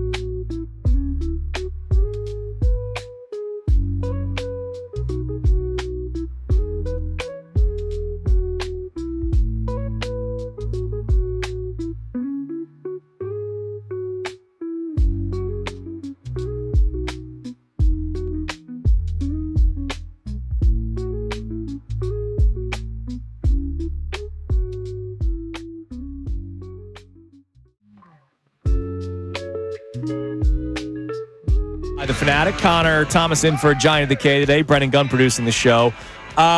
Phillies have a doubleheader today against the Padres after last night's game got postponed. It was crazy weather-wise yesterday, so not a bad idea at all. The Padres are throwing Nick Pivetta, who I despise, today in Game 1, and Dylan Cease in Game 2. Now, the reason why I bring that up is that they are both right-handed pitchers. I feel like earlier this year when we had a Phillies doubleheader, one was a right-handed pitcher, one was a left-handed pitcher, if I'm not mistaken. I think they did have a double righty. What, did they? Okay. Yeah, but that's just a guess. I'm not sure. So what does Topper do today? So they were off yesterday, but let's face it, Harper's not going to play in 2 games. No, he's not. Right? If he's already talking about looking ahead to off days. They do have an off day tomorrow, and they were off yesterday. Yeah, but is he going to play 2 games I don't day? Want him to. When he took the time to come back, right? He was medically cleared like 3 weeks ago. I can't imagine that Harper's playing both games. So, catcher, JT's not. No. Right? First base, it's the reason why I bring up the 2 right-handed pitchers. You play Otto Kemp? Right. Do you play the Kemp? Is Stott playing 2 games? He should. I believe Bryce Stott should play in 2 games. I wouldn't be mad about Sosa being out there just because I like Sosa, but... All right, so let's do this. JT, we know... The guys that we know for a fact, JT's not going to play both games. JT 1 game, Harper is not playing both games. That's it, though. Everyone else could probably go. Not saying they will, but everybody else could. They could, yeah. Could totally see Castellanos playing both games. He's going to. Unless he says something about Thompson. Right. Now, is Brandon Marsh a 2-game guy? Kepler, look, again, this is against 2 right-handed pitchers, so that means it's the Marsh-Kepler. Okay, you're my test subject on this. Okay. Because you know how I have been on Brandon Marsh this year, and you can acknowledge as well, I think we all can, that I've taken a step back on my position with Brandon Marsh because he has not been good. All right. He's been swinging the bat all right lately. Yeah. And what did I say a few weeks ago? That's great, and I'm happy for it. Never look a gift horse in the mouth. No. I am not relying on getting hot. I'm talking about today. Okay. So I wouldn't be mad at him playing both games. That's not like an eye roll statement. I'm saying no, it's not. Because a month ago, you would have thrown me out of the window of the studio if I said that. Yeah. Right? So he is swinging the bat a little bit better. I wouldn't be mad at him playing both games. He's got a hit in 4 of his last 6 games. Yeah. One of them was a 2-for-3 day. It's great. It's awesome. I'm just saying, he's not like you have to play both guys. Listen, we just needed our own lineup to step up. That's how we're going to solve the problem. That's what Dave Dombrowski had to say, which is a ridiculous statement to make. So I could see Marsh playing 2. Kepler, you have to play 2. Oh, you want more playing time, buddy? Looks like you're playing 2 games today, Max. Yeah. Bohm's going to play 2. Turner's going to play 2. Now, is Bohm third base for both? Or is he a third for one, first for another? Because, not only will Rob Thompson use this game to try to, the second game to try to give some guys rest because you don't want them playing 2 games, he also likes to try to get guys in the lineup. Sanchez throwing game 2, right? Yes. So then Kemp is going to be at first base for game 2 because Christopher Sanchez does get that ground ball contact, and I'd rather have Bohm. Well, especially if Harper's out. Yeah. So I'm not putting Kemp at third. No, I'm not saying Kemp at third. Oh, you're saying like maybe Sosa is Sosa at third? Third, and then Bohm at first? Or is Sosa at second for one of the 2 games, even though you're playing right-handed pitching? And if you want to keep giving Bryson Stott at bats, who had a nice day the other day. Yeah, I mean, he's got interesting decisions to make. What's funny, though? 2 weeks ago, we have that conversation. It's, you don't really have a lot of good options. And it's funny how when the lineup starts to look a little bit deeper, you say, okay, you can work with all that. Oh, no. You still don't have a lot of good options. No. But I'm comparing.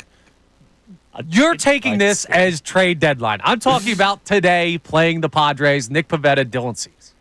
That's what I'm talking about. Right, I got you. I'm just trying to figure out a Rob Thompson, today's day and age where guys don't play doubleheaders all the time. They don't play into the 2 games.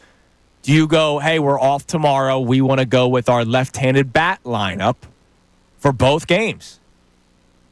No, you don't go. Now Harper and Real Muto both out in one of the two games. Right? Like Right. They're not going to play in both games. Marshawn, Sosa, you roll with that. You play Bohm at first. That's what I think they do.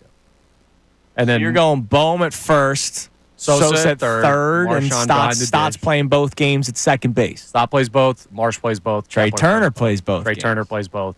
Castellanos plays both. Schwarber, obviously. Yeah. Well, Schwarber's your DH regardless.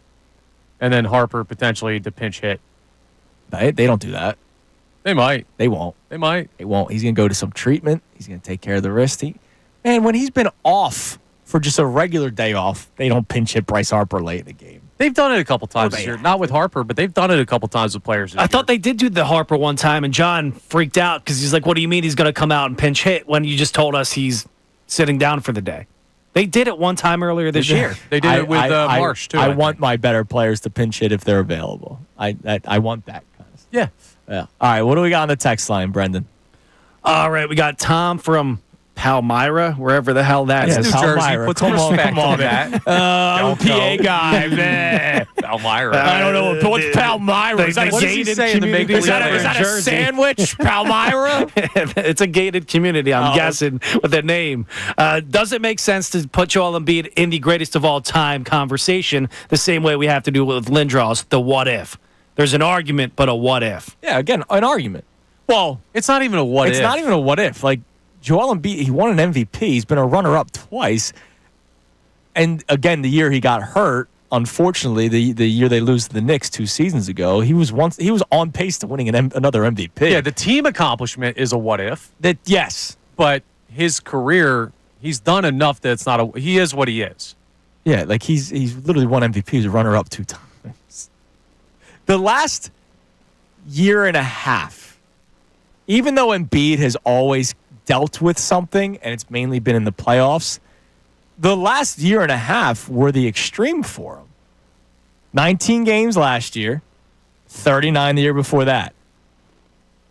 I bet you everyone in Philadelphia would sign up for 66 games of Joel Embiid, 68 games of Joel Embiid, 63 games of Joel Embiid, 64 games of Joel Embiid. Hell, at this point, I think we'd sign up for back-to-back seasons of 51 games of Joel Embiid. It's a good exercise in realize how good you have it while you do, Yeah. because it can always get worse. But the last year and a half were at the extreme because terrible, yeah. the 23-24 injury bled into last year.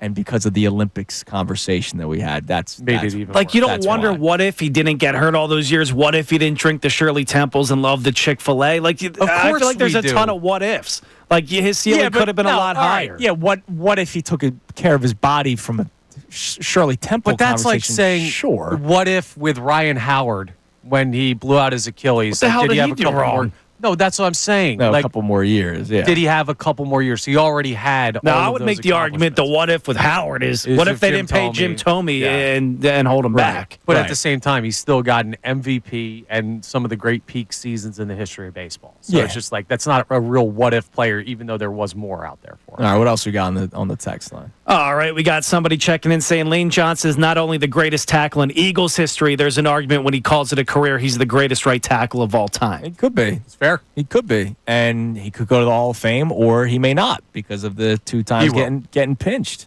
He will. 100%. I will tell you right now, Lane Johnson will go to the Hall of Fame.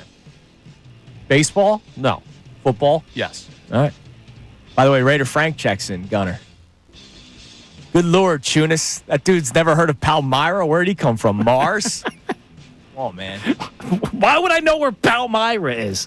Bro, it's like, what, 15 minutes from here? Yeah. 20 minutes from here? Come on. Shout out to the good people of Palmyra. We show respect. Do something special and I'll know your We town. show respect to your Delco roots all the time. How about a little bit of We respect invented back? the hoagie. I'm sure there's famous people from Palmyra. We'll look it up. We'll check text line, and we got the Key 3 coming up next as well. It's Kincade Salciunas, 97.5 The Fanatic. Philadelphia Union Soccer.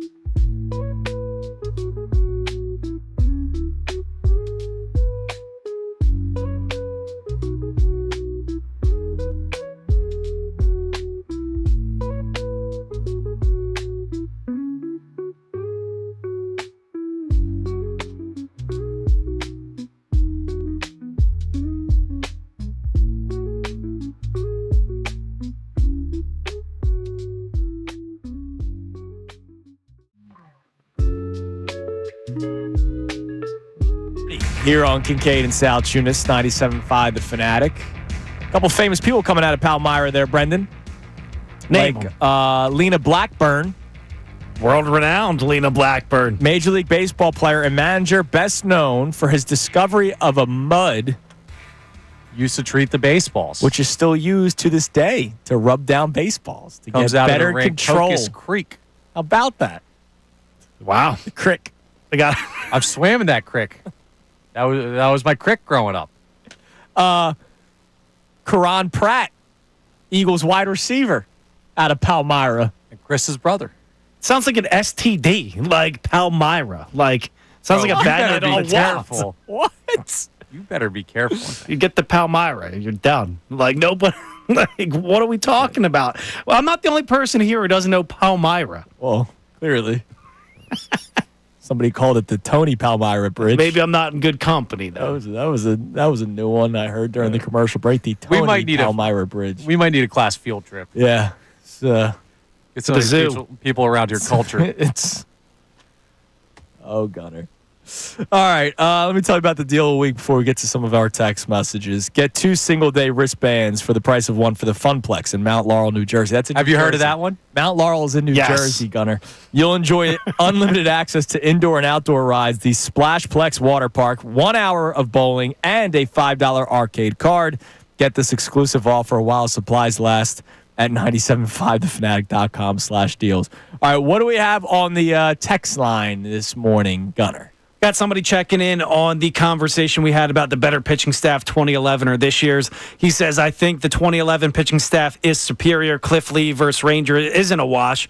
Love Ranger, but he's never put together a full season, and neither has Luzardo. Luzardo and Ranger have shown moments of greatness, but that staff in 2011 have shown greatness for their careers, extended periods of time. Yeah, and that's why it's hard to have the conversation because Connor said it it's incomplete. And last year, what I did the exercise of through June, right? Because that's when the Phillies were setting all the records, or through May or whatever.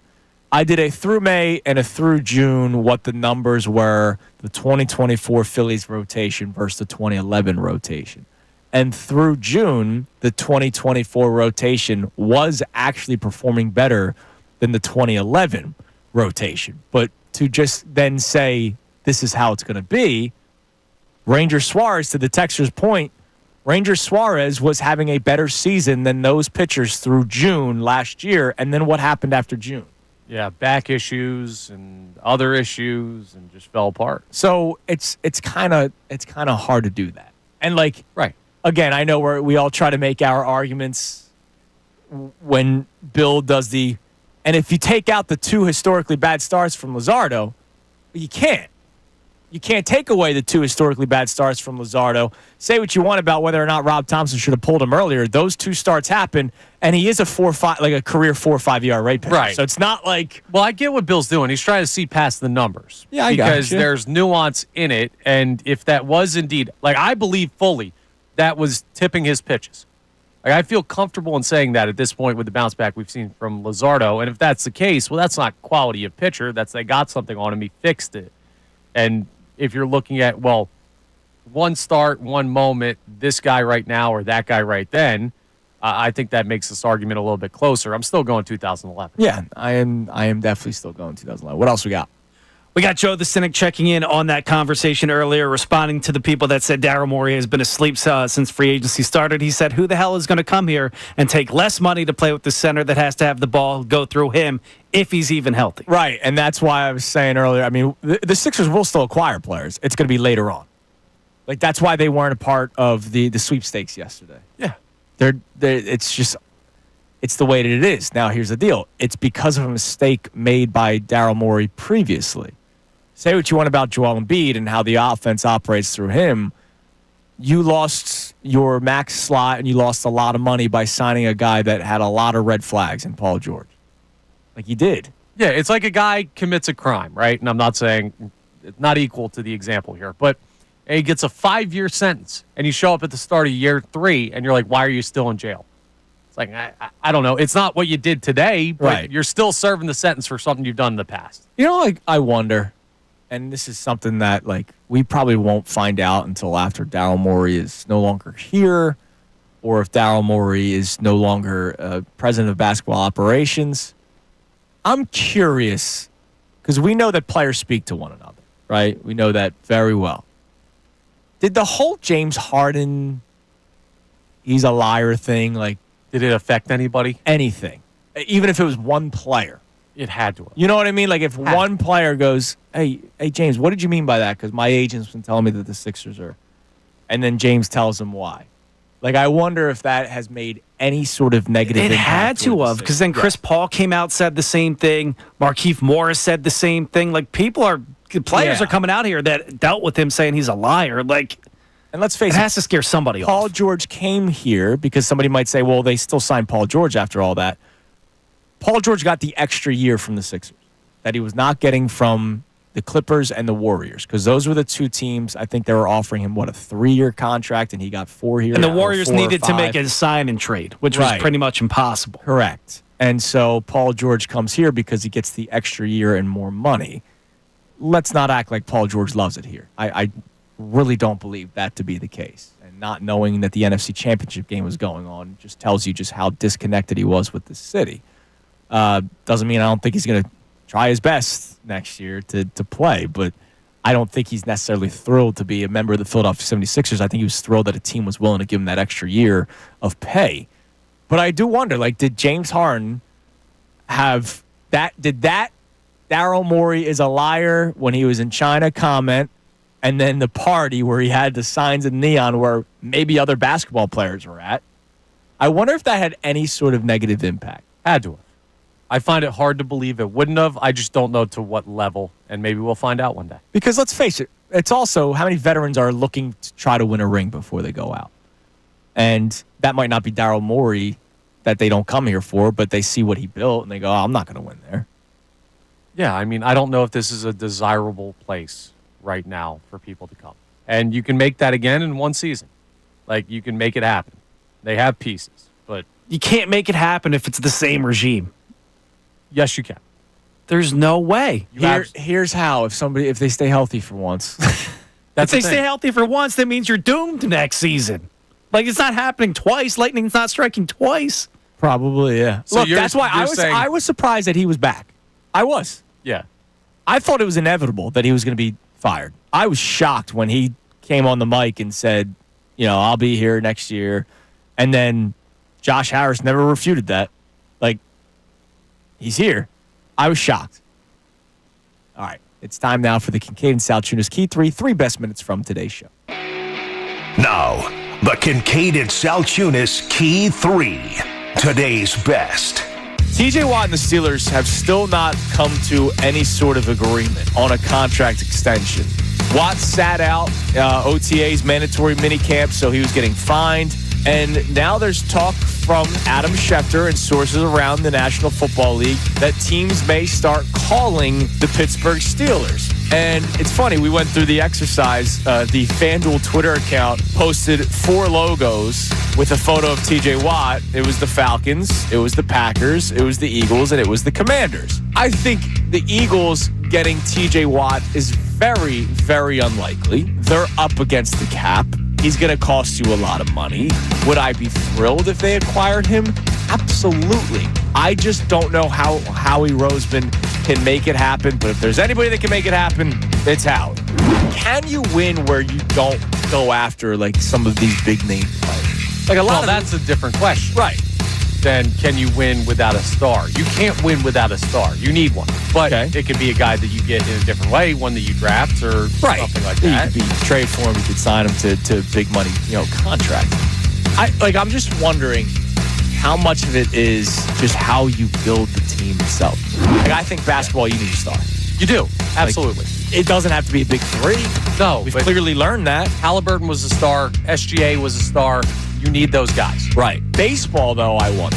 I watched the Texas Rangers win a World Series because guys got hot. Like, Adolis Garcia is not a star. He's not. You know what I mean? And that was the team that won the World Series the years the Phillies get bounced by the D-backs. The 2010 Flyers, hot goaltender. Right. Ride that all the way to the end. Right. So now they had G, who was one of the best players in the NHL at the time. I wonder, like in certain aspects, certain sports, can it just be the way your team is constructed? The only reason why I'm upset that Gershon Yabusele is no longer on the Sixers is because right now a traffic cone is your starting forward, your fourth player, your power forward. They don't have one. The Sixers literally don't have one. They got the guy that they picked up the other day, Trendon Watford. A nice 30% three-point shooter last year, so that doesn't really help your spacing. 39 the 2 years ahead of that. That's good. Let's hope that he just has a bounce back. Gershon Yabusele goes to the New York Knicks. 2-year, $12 million deal. 6 per. All the reports say that the Sixers probably still could have landed him, but because they're trying to see how the Quentin Grimes situation plays out, Yabusele maybe didn't want to wait. And he goes, all right, I'm not waiting anymore. I'm going to sign with the New York Knicks. Yabusele was a very fun story last year. Yeah, he was. A very fun story in a season where there were very, very little fun stories. And so joining us now, as he does every single week at this time, from ESPN, he's on the Comcast Business Hotline, where every day in business is a big day. Let Comcast Business get you ready for what's next. Our man, Adam Schefter, joins us. Shefty, good morning. Good morning, Andrew and Connor. What's going on? Happy 4th to everybody. I think they're well set, and as much as every team would love to have any of these players that you mentioned, the fact of the matter is I think the Eagles are planning and budgeting to pay their own players. And they're going to have any number of young stars, from Jalen Carter to the 2 cornerbacks that they drafted last year, to have to go pay in the future. They already paid Zach Bond. They paid Saquon Barkley. At some point, they're going to have to address the offensive side and readdress those situations. So there's so many contractual situations and commitments that you have that it makes it hard all of a sudden to go trade for a TJ Watt and pay him upwards of $30 million a year. Like, it just doesn't work. Yes, would you love to have him? Of course, every team would. But can you make it work feasibly, financially, structurally? And that would be incredibly challenging for the Eagles to do. All right, that's the Kincade Salciunas Key 3 best minutes from today's show. Question for you both. Overrated or fairly rated? Yesterday was the 21-year anniversary of Derek Jeter making the catch and then diving into the stands. Somebody quote tweeted it and said, periodic reminder that Derek Jeter caught this ball in fair territory, took 3 steps, and jumped into the stands. Now, the guy covers the Red Sox, so maybe it's one of those things. That play, even though I think Derek Jeter being like the first ballot, like, oh my God, of course you're in the Hall of Fame, a little too much. It's my take. That catch totally rated fine. Overrated. Fair. Why? Because if you ask somebody that wasn't like a diehard Yankee or baseball fan when that play was, they would not tell you that it was July. They would tell you that's the postseason. Oh, they thought it was against the Red Sox. Yeah, but then that's why that play is That's treated. why it's better, because he gave his all. No, but that. That's kind of true. That play is treated like it won the World Series. No, but the fact that people remember it, that tells you how iconic it was, that it wasn't a playoff. There have been better plays. By the way, it's easy to say this ball was caught in fair territory. The foul line, right, there's not a lot of room. It's literally like it's like 6 inches. But why it's overrated is it was a play in the middle of the season. The Jeter flip play is better. Wait, hold on a second. I understand moments of a play's a play. Like the catch that the guy made for the Diamondbacks the other day, Jackson Merrill. I don't care that was. Right. I don't care that was June 30th. So in 21 years, we better see. Remember this catch by Jackson Merrill in a loss to the Phillies on a random day in the middle of the season? When was the Jim Edmonds catch? Was that a playoff game? Better catch than Jeter's. Willie Mays' catch. That is still better catch. Okay, but I don't know about the Willie Mays one. But they weren't playoff games. He was using an oven mitt. They didn't even have real gloves. But they weren't playoff games. So why? Like, you can't use that argument. Yes, you can. No, you can't. If they weren't playoff games, it doesn't matter. Eric Bruntlett had an unassisted triple play in a regular season game against the Mets. I remember it. Yeah, but that's just because rare. one's a playoff and one isn't a playoff. Moments matter now. Ooh, got him. No, I'm. Mr. Anti-moments. Oh my Getting God, got. you guys are the worst. Here's the I'm other talking thing. about individual plays, man. Never happens today because there's a net there, and it catches him. It's just because baseball wasn't up on their safety at that point. Well, that's Overrated play. the fact that he gave it his all going into I the like stands. Overrated play. All right. Ray Dunn. Mikey Miss out today, so Ray Dunn in for Mike, and Brendan Gunn continues sticking around with Ray today. And remember to support life-saving cancer research. Join me and our generous partner, Window Nation, in making a donation to the American Association for Cancer Research today at 975thefanatic.com/AACR. Cancer research saves lives. All right, everybody have a great rest of your day. We'll be back at it tomorrow morning on a Thursday, my last day of the week. Looking forward to it. Everybody have a great rest of your day. Talk to you tomorrow.